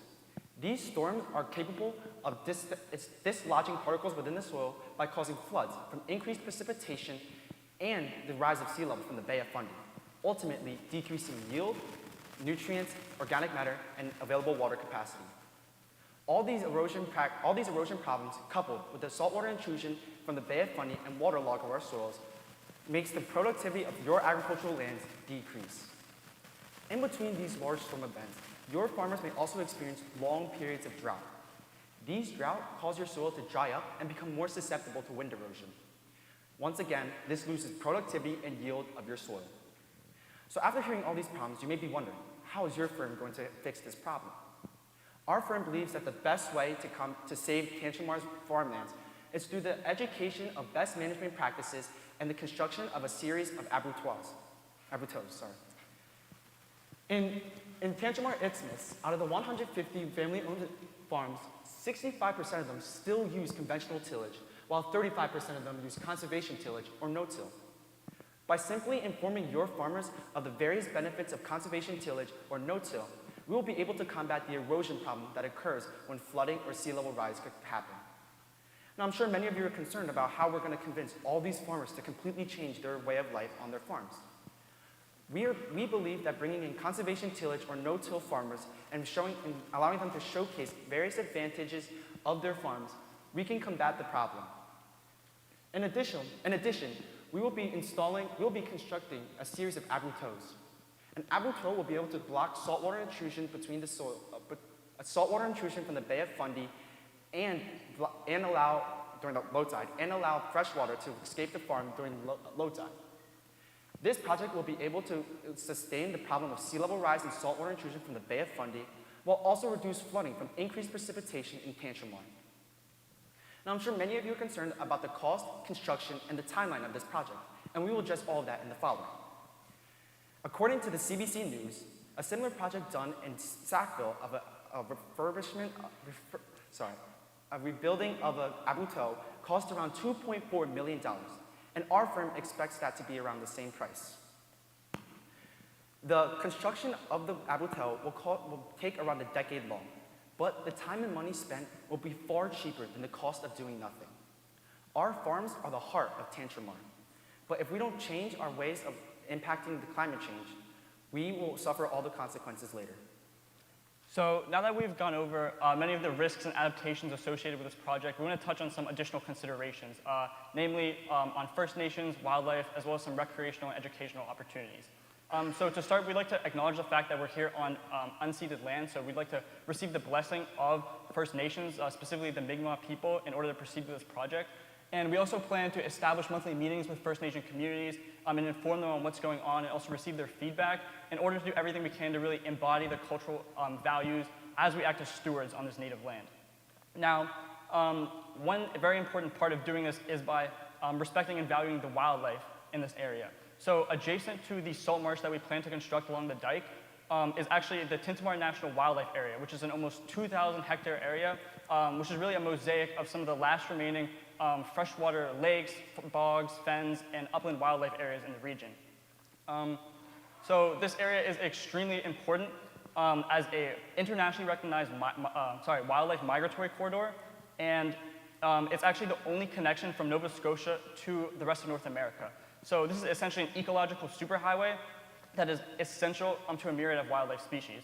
So as we create our salt marsh along the dike, we also recognize that this can have immense value for the habitat of waterfowl. And whether it's through migratory shorebirds or other native species like American black ducks, green-winged teals, and wood ducks, we believe that we can provide adequate habitat for these species. Now, all of this sounds great, but what even makes it more profound is that according to a report by Ducks Unlimited, roughly 65% of New Brunswick's saltwater wetlands have been lost. So this just shows how much more important and emphasizes how valuable that this is as an ecosystem, and that we can even additionally, by using responsible management strategies, working with different NGOs and political groups such as Ducks Unlimited and the Provincial Department of Environment, we can do everything in our power to create this biodiverse aquatic utopia for all of our beloved wildlife species. Now, we're sure that the wildlife will obviously love this, but who's to say that we can't use it too? So our firm plans to construct an elevated boardwalk where people can either walk around and really enjoy this native, rich biodiversity that we have here in Tantramar. So whether you're using it as a walking path or for waterfowl watching opportunities with your bird watching friends, it's sure to be a fun experience for the entire community. This can also be an excellent educational opportunity. So by giving tours of the area to inform tourists and by having informational panels where people, both in French and English, situated along this boardwalk, people can learn about the value of the wildlife and also about the immense, invaluable ecological and ecosystem services provided by the marsh. We can also have contact information on how to report invasive species, like Phragmites, which can then be dealt with via responsible management strategies. So overall, we've touched on these additional considerations, and we just kind of want to give you a recap of the tasks that we've been presented and the viable solution that we provided. So we've gone over the risks and adaptations for the National Canadian Highway and all of the risks and adaptations for aquaculture, forestry, and agriculture. And then here are the actual plans for this from most to least expensive. So building the dike all the way down to the forestry and BMPs. And we believe that though this is costly, there's a lot of funding available for this that should allow us to do this. So overall, we believe that the greatest threat to our planet is the belief that someone else will save it for us. So by taking action now, we believe that we can set a precedent for other communities here in New Brunswick and beyond on how to successfully adapt to the climatic changes that threaten our lives. The official motto of New Brunswick is spem reduxit, which means to restore hope. And we believe that by restoring our wetlands and our other defenses against climate change, we believe that we can restore hope in the idea that our community can come together and ensure and employ these sustainable practices for the better of everyone. Together, we can all make a difference. Thank you so much, and we'll now take questions. Should we stand in the middle?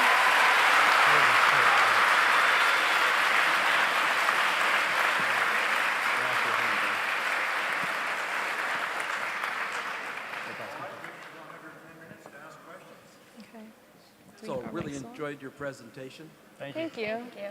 So kudos as well. I work for Ducks Unlimited, so great references. You guys all come and work for us anytime. So I had just a quick question. You talked about abatos, and abatos is a solution to preventing flooding. So how does that work when you've got high tides coming on? Okay, so sorry, can you go to the picture of the abato? Yeah, I can get back to it. All right, it's fine. I'll just go on. Okay. So the side where the salt water from the Bay of Fundy comes in, when it's high tide, it will not be able to go through because the flap won't let it through. But the sides where the water from the flooding goes through, and when the tide won't press up against the gate, the water from the flooding will be able to pass through, and we can reduce the runoff and flooding from the farms, but then we can also make sure there's no saltwater intrusion from the Bay of Fundy. Yeah. Okay. So you talked about salt marshes being easy to restore. So that's part of our business. So when you talked about restoring on both sides of the highway, so how do you envision having salt marsh on the inland side of the highway? Right, so as we kind of touched on in our presentation, creating a salt marsh is fairly simple. We first have to just start by creating the vegetation that normally exists within a salt marsh. So like I kind of mentioned, salt marsh cordgrass and sedges and species like that. Over time, however, different species that also traditionally live in salt marshes or take over salt marshes will begin to move here if we create the habitat for it. So we envision that in about 1 to 2 years, all these species will start colonizing, and then in about 10 years, that's when the salt marsh will really start growing, and that's kind of when we envision it will be able to do the job of like protecting our community in the long term. So what about on the inside, though, of the dike where the tide isn't coming? You talked about it being on both sides of the highway. Yeah, so I think what you're referring to, let me try to get to the map. So what I'm talking about is the area alongside the Bay of Fundy, like on this side of the dike. However, on the other side of the dike, wetlands already exist there previously, like we already have wetlands existing there. So creating salt marsh, I was talking about this side near the Bay of Fundy. So we'll be on either side of the dike, not either side of the highway. Right. Good, thanks.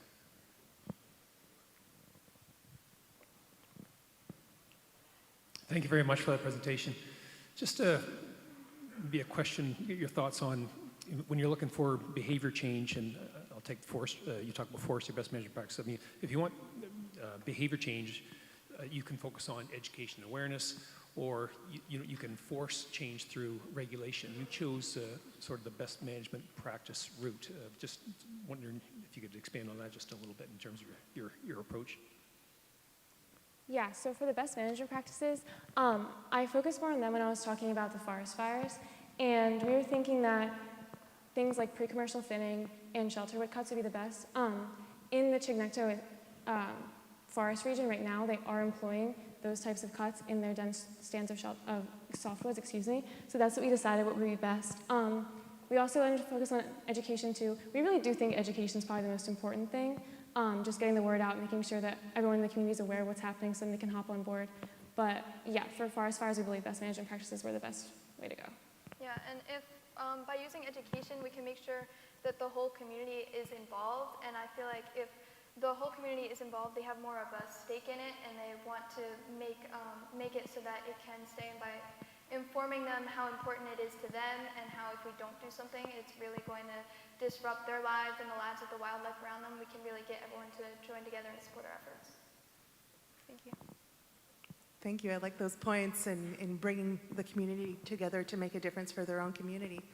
How do you take that with a large mammoth company like Sprague Limited? And does education play a same role with a large company such as that one? Yeah, I think education definitely plays a big role in large companies because I feel like large companies can often seem like overbearing. It's like, oh, they're just doing something, they're not actually working with the community. But by educating the community and putting things out there and having outreach programs, I think it really humanizes large corporations, and I think that makes it easier for communities to come together. And like, if that corporation is trying to do like a really good thing, having the support of the community makes it really a lot easier to do that. And I think generally speaking, we've been trying to incorporate education into as many facets as we can of this plan. So you see on the boardwalk on the wetland, we have these informational panels. When we're talking about fisheries and things, we're talking about educating the people who are working in that industry. The same thing with agriculture and forestry as well. So again, I think we've kind of been reiterating this quite a bit, but I think education is one of the most powerful tools that we have in combating climate change. Great, thanks a lot for your presentation. Very good. I got one question, and it goes back to a little bit what one of the judges talked about, the salt marshes in front of the dikes. So you have sea level rise happening, and you're trying to grow a habitat or ecosystem in front of the dikes. So, you know, you talked about planting, you talked about, obviously the abattoir will be there, the dikes will be built up.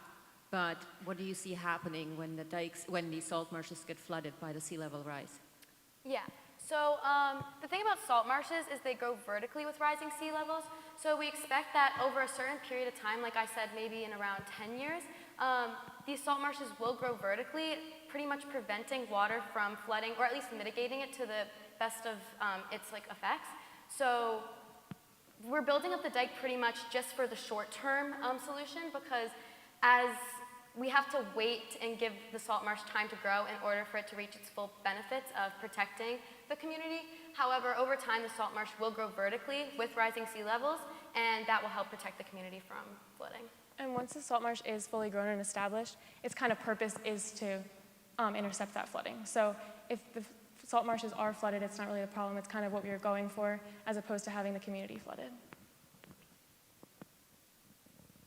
Thank you. That was really enjoyable presentation.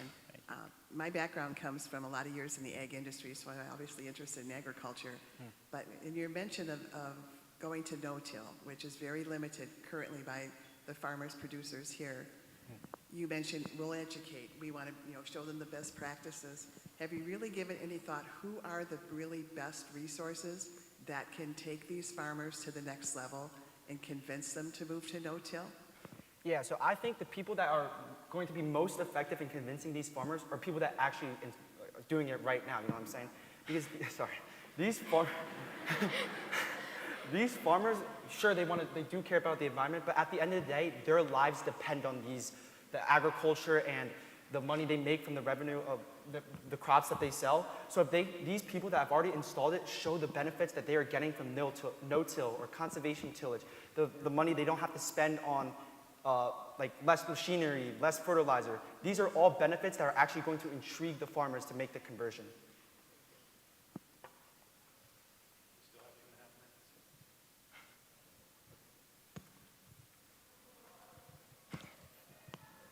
Thank you again. Great presentation. Appreciated the information.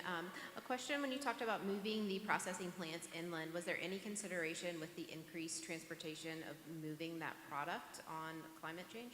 Yeah, I think it's really necessary that we do relocate the plants inland, because although it could lead to increased transportation costs and transportation difficulty, if we leave it where it is and we're not able to accommodate sea level rise, which is happening, and sea level rise is predicted, like the sea levels are predicted to rise by 1 meter here in New Brunswick by 2100. So if we're not able to accommodate that coastal infrastructure, it will just get flooded and we won't have any infrastructure. And so it is, although it could be a negative to move it, it's the only option.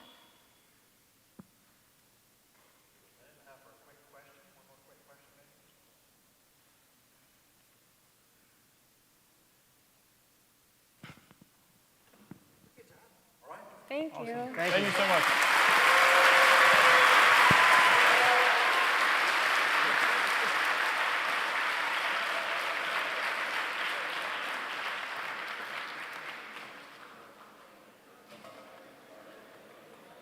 Thank you, and a round of applause for Team 2320.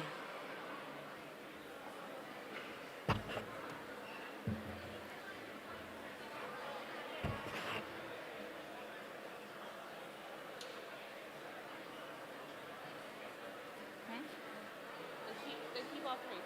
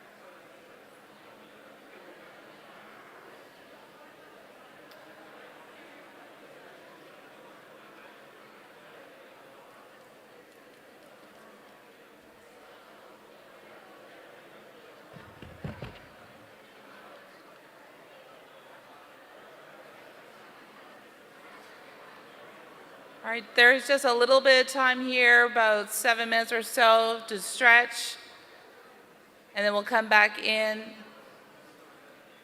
while the judges are finishing their deliberation here on their sheets.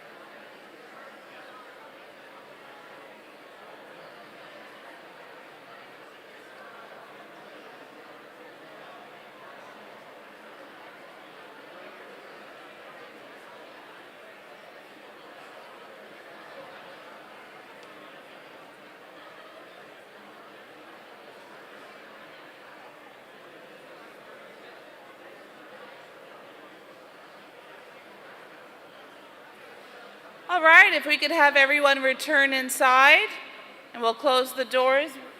We are about to begin with our third presentation of the afternoon.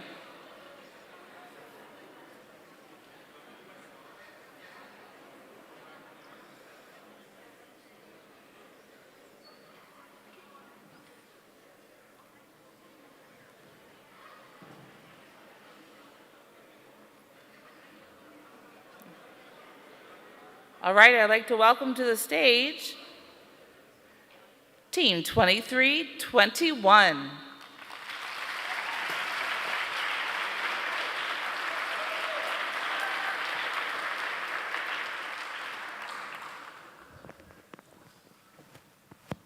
Should we run a mic check or?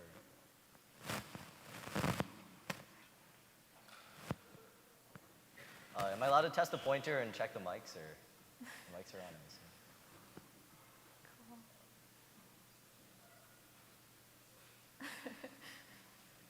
This thing doesn't work. Oh. Am I pressing the wrong button? Oh, there we go.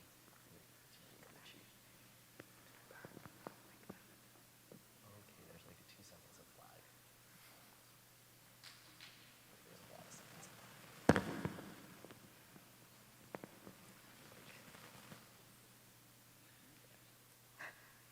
Okay. We all ready?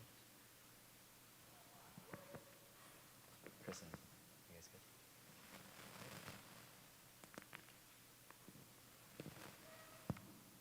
All right, we're good. Good afternoon, members of the Southeast Regional Service Commission. We are from Coastal Consulting. My name is Jamie. I'm Jocelyn. I'm Eileen. I'm Chris. And I'm Caroline. Today we have for you guys a climate change adaptation plan for the Tantramar Isthmus.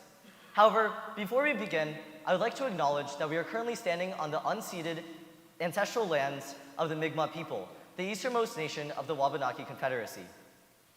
To kick us off, we have a roadmap of our presentation. First, my colleagues here will give you guys a beautiful description of the climate change impacts that will face the isthmus in the future, and in particular, how it affects your major industries of fisheries, aquatics, and forestry, and agriculture. Next, we'll provide a brief societal context of this area.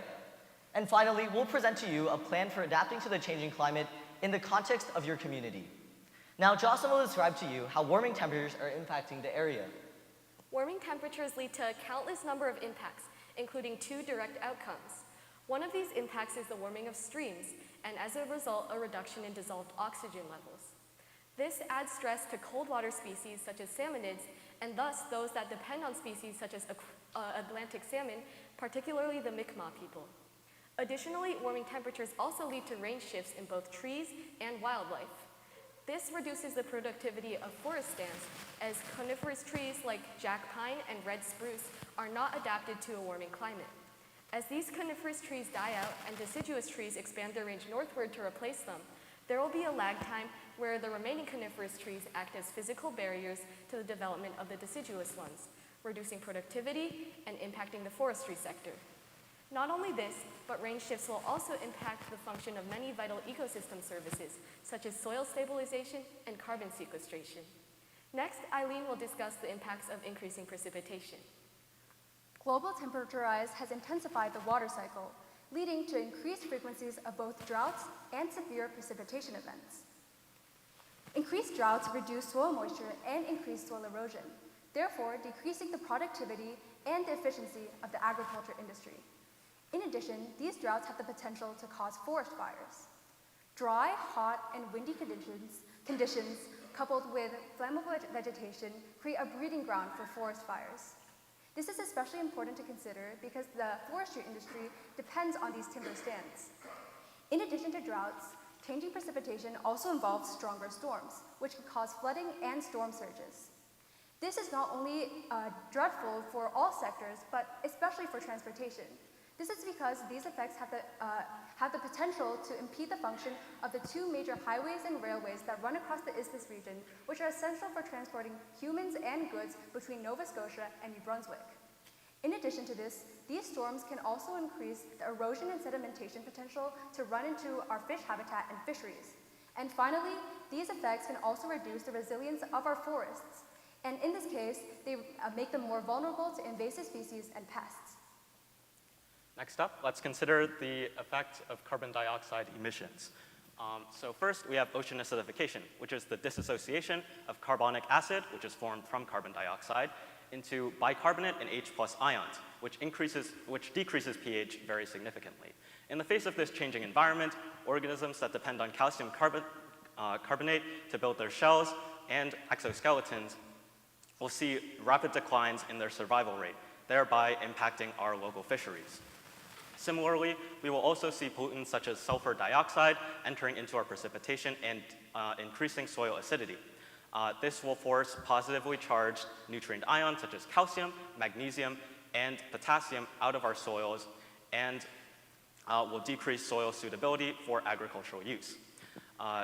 In addition, because this soil is built upon politic rock, it is more vulnerable to soil acidification as it has a low buffering capacity. Finally, as the water from these areas drains into our waterways, as well as the acid rain falling from the sky into them, these both compound into an unfavorable environment for aquatic wildlife in our fisheries. As Eileen touched on before, a fourth major impact of climate change in this area is that it makes our ecosystems more vulnerable to invasive species. It happens in two main ways. First of all, climate change can make our winter just mild enough that some invasive species can overwinter where they cannot before. Secondly, climate change stresses our ecosystems, making them more vulnerable to attacks by invasives. One great example of a marine pest, or a marine invasive, is the green crab. The green crab is a voracious and aggressive competitor that has outcompeted many native crabs in the southern coast of the isthmus. However, the most destructive impact of this crab is that it destroys our native eelgrass beds, which provide important and invaluable nurseries for many native fish. For this reason, this destruction of eelgrass beds is extremely detrimental not only to conservationists, but also to our fisheries, because it kills the fish they depend upon. A second impact is that invasive species, when they are released from basically like human containers, for example, farmed fish can escape from captivity and go into the ocean. And with them, they can carry invasive pathogens that can infect native fish and kill them. This is also a major impact to our fisheries. Thirdly, let's discuss a pest that has not yet reached New Brunswick, but the key word there is yet. The hemlock woolly adelgid has decimated hemlocks as far north as southern Nova Scotia. So it's on our doorstep. However, it's currently been limited in its introduction by our cold winters of below -20 degrees Celsius. However, this will not last for long. And if this pest is introduced to New Brunswick, then it can decimate entire stands of eastern hemlock, including some of our old-growth forests, in less than a decade. While hemlock isn't the most valuable timber species, it is incredibly valuable for wildlife habitat, especially for black bears, bobcats, and snowshoe hares. Now that we've set the climatic and the ecological scene surrounding this area, I will briefly describe to you the political and social considerations. This area contains a substantial indigenous Mi'kmaq population totaling roughly 3,000. As a result, it is imperative that we consider and address and respect the treaties of peace and friendship from the 1760s in all of our solutions. These treaties allow the natives to have unhindered access to use the land as they previously have. We also note that the province of New Brunswick skews to be relatively older in population, with a median age of 45.7 years. As a result, most communities are generally hesitant to adopt new practices, and as such, solutions that involve minimal changes to resident lifestyles will be preferred. In creating these solutions, we considered many stakeholders, from small family-owned farms and private woodlot owners to LM Spraggs and Sons Limited, which is such a big company that they own 40% of the woodland in the area. We also included commercial fishermen and aquaculturalists, and not to mention the Chinecto residents themselves. And last, but certainly not least, is the environment itself, which is an important stakeholder to consider in each and every one of our solutions. Now, let's take a closer look at our timeline. For number one, we have a vulnerability assessment that will be effective immediately in 2023. Second, we will consult with indigenous communities, and this will be from 2023 to at least 2030. Next, we also have our third action and our fourth action, which share similar goals in maintaining sustainability in our industry practices. And this will be from 2025 to 2050. Our fifth action will be to consolidate all of our information on invasives into one place. And this will be from 2023 to 2050. Another short-term action we can implement is a protection act for cold water refuges. And this will be effective as soon as possible. And finally, we will try to do a complete revamp of our coastal infrastructure. And this will be from 2023 to 2050. First, we propose an assessment of extreme storm vulnerability. Currently, much of New Brunswick's infrastructure is not designed to withstand future climate projections, particularly those of flooding and sea level rise. Therefore, we recommend that the predicted sea levels for 2100 with a warming of 2.5 degrees Celsius is considered, as this is the maximum warming as pledged in the Glasgow Agreement of 2021. This information, along with topographical data from LiDAR maps, should be used to evaluate the areas of New Brunswick that are most vulnerable to flooding. Then, development of housing and infrastructure in these areas should be prohibited. While one concern may be the great dependency that many residents of the province, as well as the large real estate industry, have on coastal housing, it is important to consider that this regulation will greatly reduce the risk, impact, and magnitude of loss of coastal infrastructure. One invaluable source of information is the local Mi'kmaq people. We will be consulting with them and learning from their ways, and by doing so, we can share rich ecological knowledge with each other and benefit both parties involved. By taking a multifaceted approach to climate change, we can not only find new and improved ways of climate adaptation, but we can also have collaborative approaches to conservation. In addition, we suggest having an educational plan in conjunction with the First Nations people. This would finish being negotiated by around 2025 and would begin a 4-year pilot program in 2026, teaching both community members and K-12 students about Indigenous and mainstream sustainable practices, thereby providing a green future for our youth.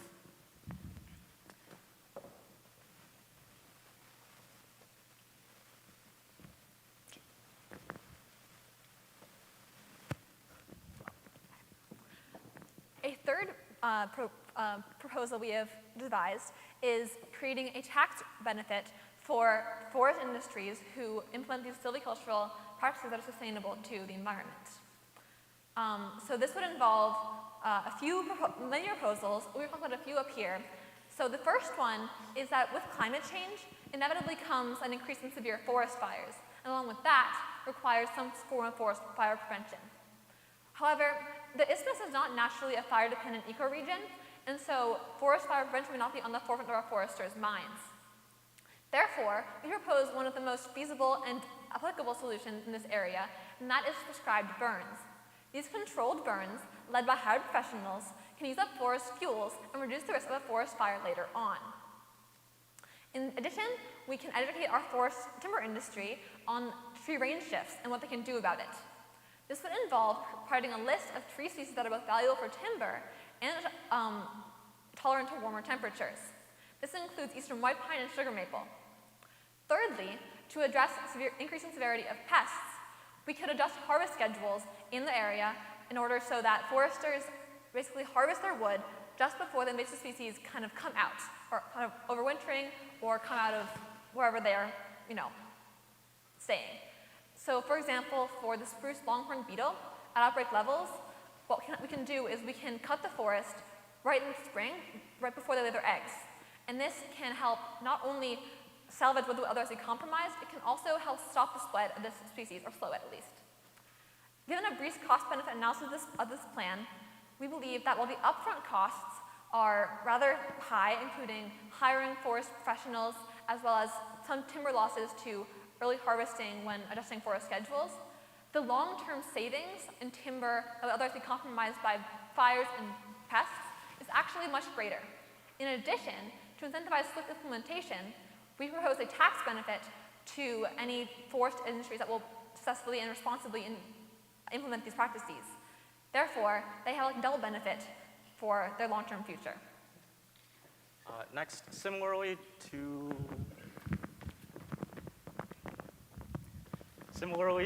the forestry sustainable practices, we also have agricultural sustainable practices.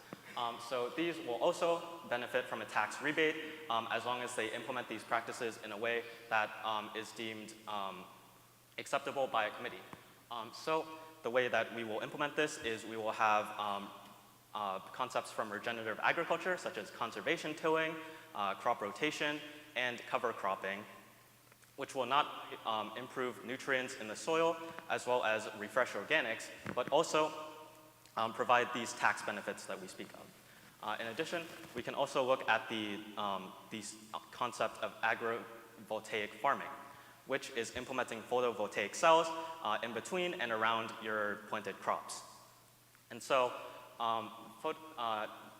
according to the United States Office of Energy Efficiency and Reusable Energy, we see that shaded crops are not only able to be grown efficiently with our agrivoltaic farming, but also they are worth more money and they are more valuable than their sunny counterparts. In addition, photovoltaic farming traps moisture near the ground and helps counteract the effects of evapotranspiration by providing our precious plants with shade. Our fifth proposal is to create a centralized information dissemination system.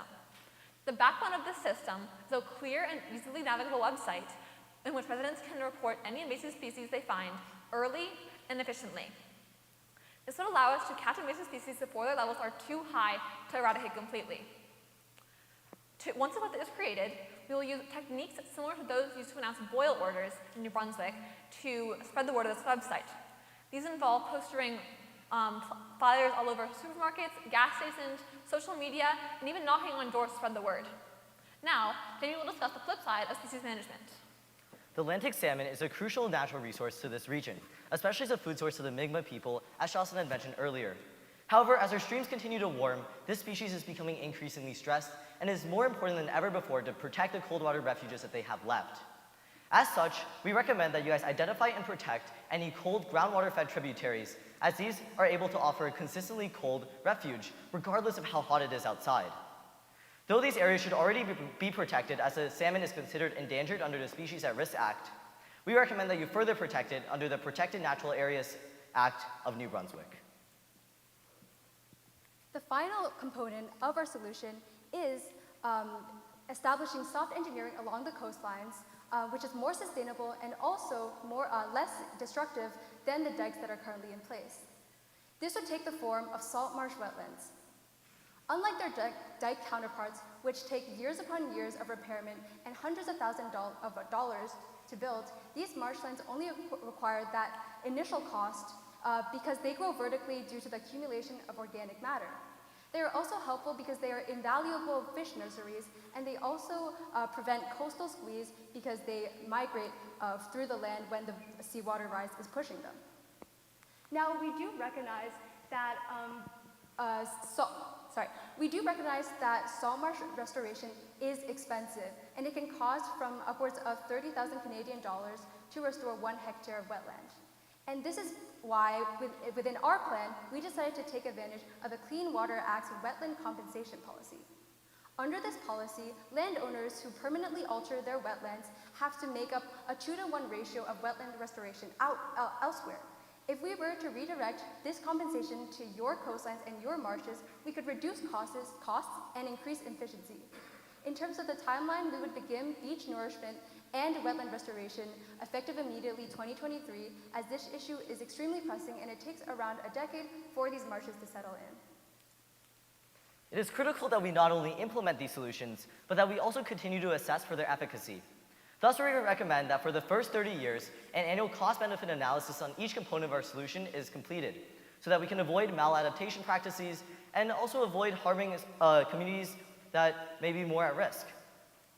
We also propose that you host annual workshops that invite the stakeholders that were aforementioned, and in this way, this can not only serve as an education opportunity where they can learn about the BMPs that we mentioned, but also as a way for you all as legislators and decision makers to get feedback from the community so you can align your policies to their desires and rectify anything that they may find difficult to adopt. Thank you, June. We do recognize that you may have some concerns with our plan. So first and foremost, let's address the economic feasibility of this plan. While this plan may seem costly or expensive at first, we actually have to consider the long-term sustainability of this plan. Our plan contains many nature-based solutions that don't need constant upkeep, as do dikes and other artificial solutions. In addition, actually, the wetlands and forests sequester carbon, and we can actually use that carbon and calculate and sell carbon credits, which in some cases can actually turn over a net profit even with that initial cost. And most importantly, we have to consider the government subsidies that already exist for projects such as these. We plan on submitting our proposal to the NRCan, or the Natural Resources of Canada government body, which is currently providing 100% funding for government environmental projects over $150,000. Now, in terms of sociocultural concerns, we do acknowledge that a large amount of the people within New Brunswick are against change. However, our solution has limited individual participation. And finally, in terms of environmental concerns, we understand that beach nourishment, which was part of our soft engineering solution, does in fact, it may encroach upon wildlife habitats if done incorrectly. However, with proper management and assessments, we can avoid this problem completely. Despite these potential concerns, it is crucial that the Tantramar Isthmus act now, given the sheer urgency and magnitude of climate change. As our storms strengthen, winters warm, and ecosystems shift, the people and environment of Tantramar are at risk. To move forward and adapt, we must work with the environment rather than against it, for as the Dean First Nations people of Northern Canada says, we take care of the land so that the land can continue to take care of us. Thank you, and we'll take any questions.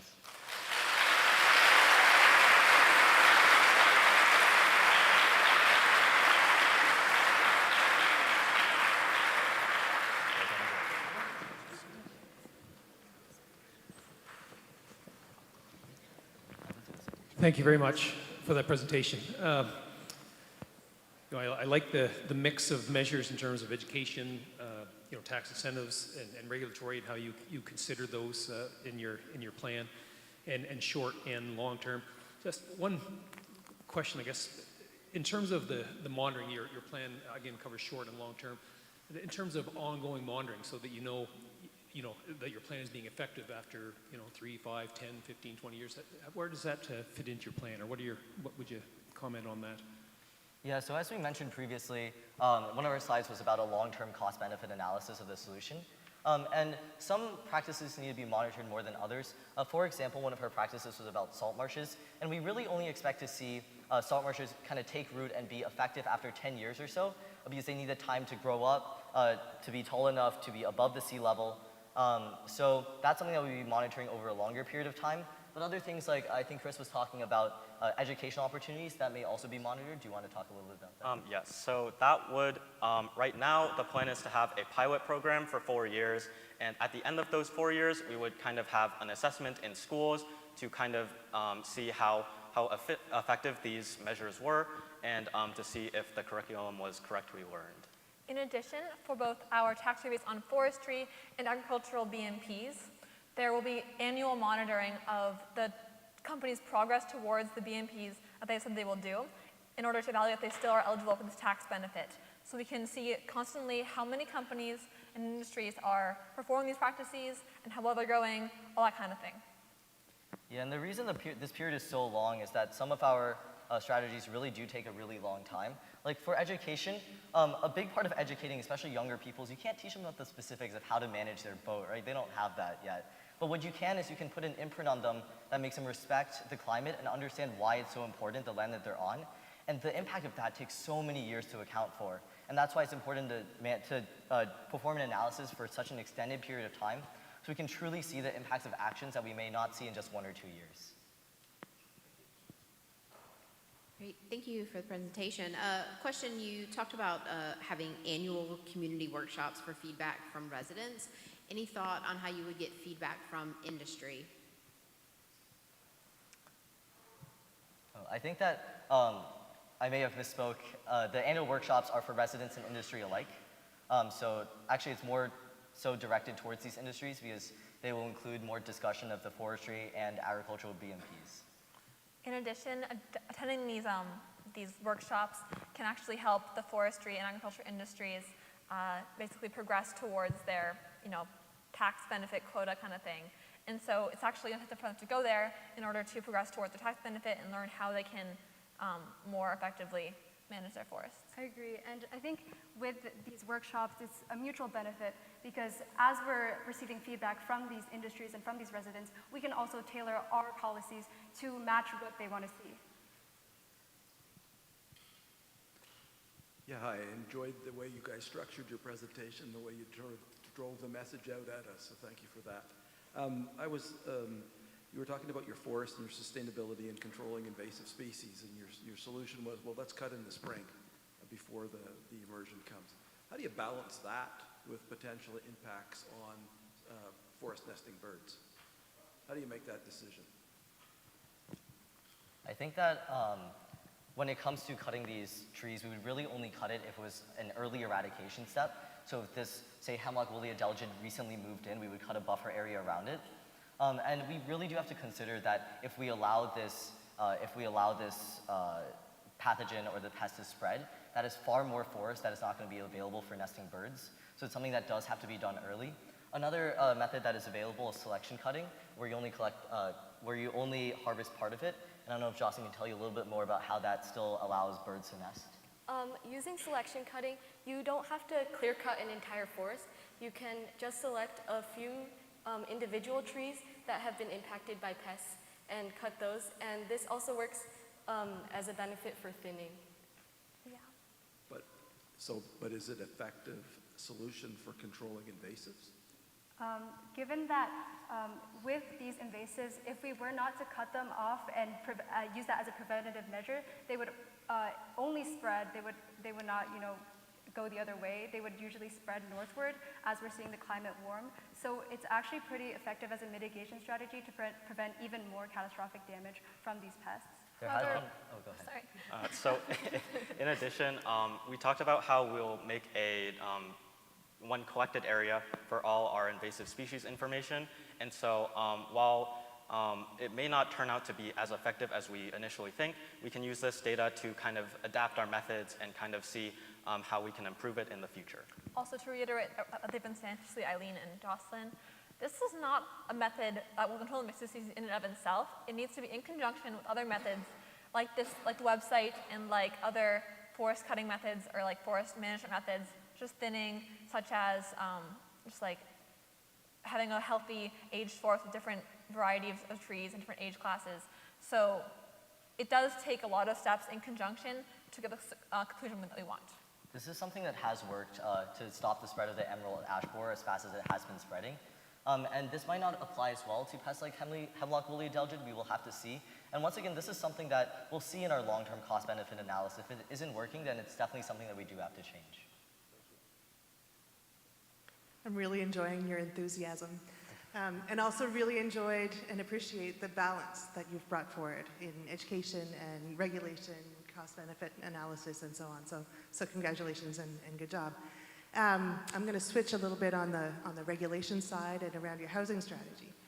So New Brunswick has a growth strategy, and over the last couple of years, we've had really great fortune in being able to attract a lot of people from outside of New Brunswick to come move here. Part of the attraction is being able to live close to shore. And this area in general has seen a tremendous growth, Moncton being the city that grew the most across all of Canada. So some really great news for the province.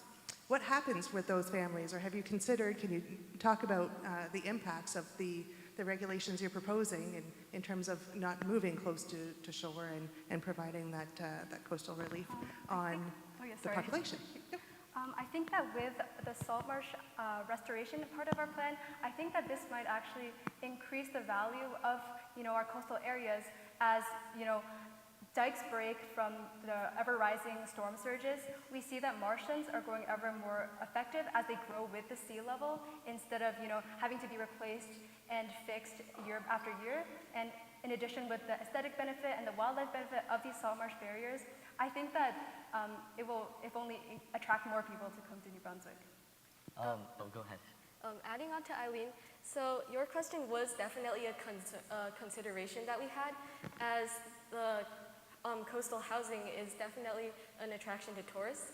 Although we did conclude that if we have this large amount of housing on the coast and there's a storm surge or a flood, then the cost of damages and possible injuries is far greater than that of attracting tourists. We also note that the real estate industry is actually the largest industry in New Brunswick right now. Some ways we really hope to attract new people to move up here and continue this growth is through agrivoltaics. We hope that the farmers in the area can learn to partner with solar companies, especially in adaptation to the changing climate, and encourage even more investment and more income flow into this area.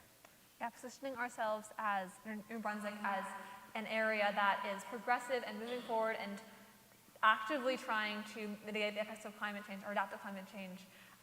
We believe that can be helpful for attracting tourists just to see all the progress that we've made.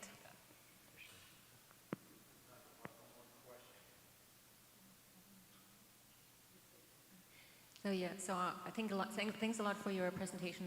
I've got one also about the coastline, and you mentioned coastal squeeze, which is really great. And you mentioned revamping our infrastructure. So could you just go a little bit further with that? And I know you mentioned dikes already, and you mentioned regulations for coastal development, but just that idea of revamping infrastructure along the coast, and that assumes that there's roads along the coast and all of that. What do you do about those things? Wait, sorry, could you elaborate on what you mean by that? Okay, so you had coastal squeeze as something that is happening, which is essentially the ocean comes closer, etc. So you know all of that.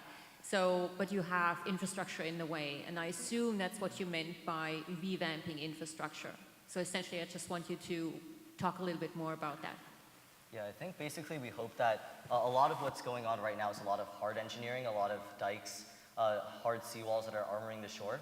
And these seawalls, they absorb all of the energy of the waves that are incoming into them. So they break very easily. Oh, sorry, thank you.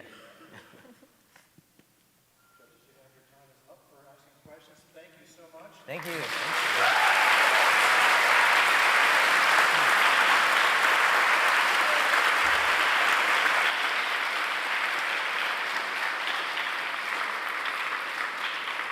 Thank you very much.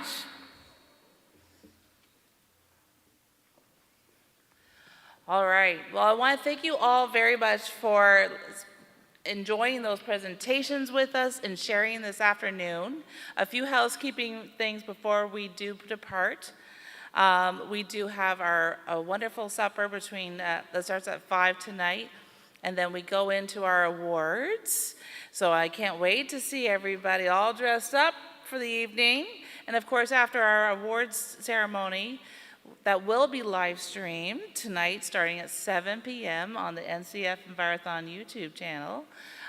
We will, of course, move on to our maritime kitchen party and dance at Gracie's Cafe, so don't forget to go there.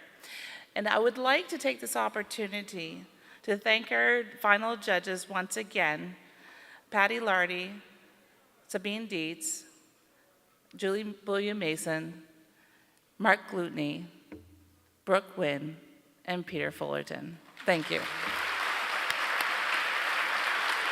And we have a little something for you all to thank you very much. And they're diligently judging that last team, and well done. And with that, we say thank you very much, and enjoy the rest of your afternoon. We'll see you tonight at 7.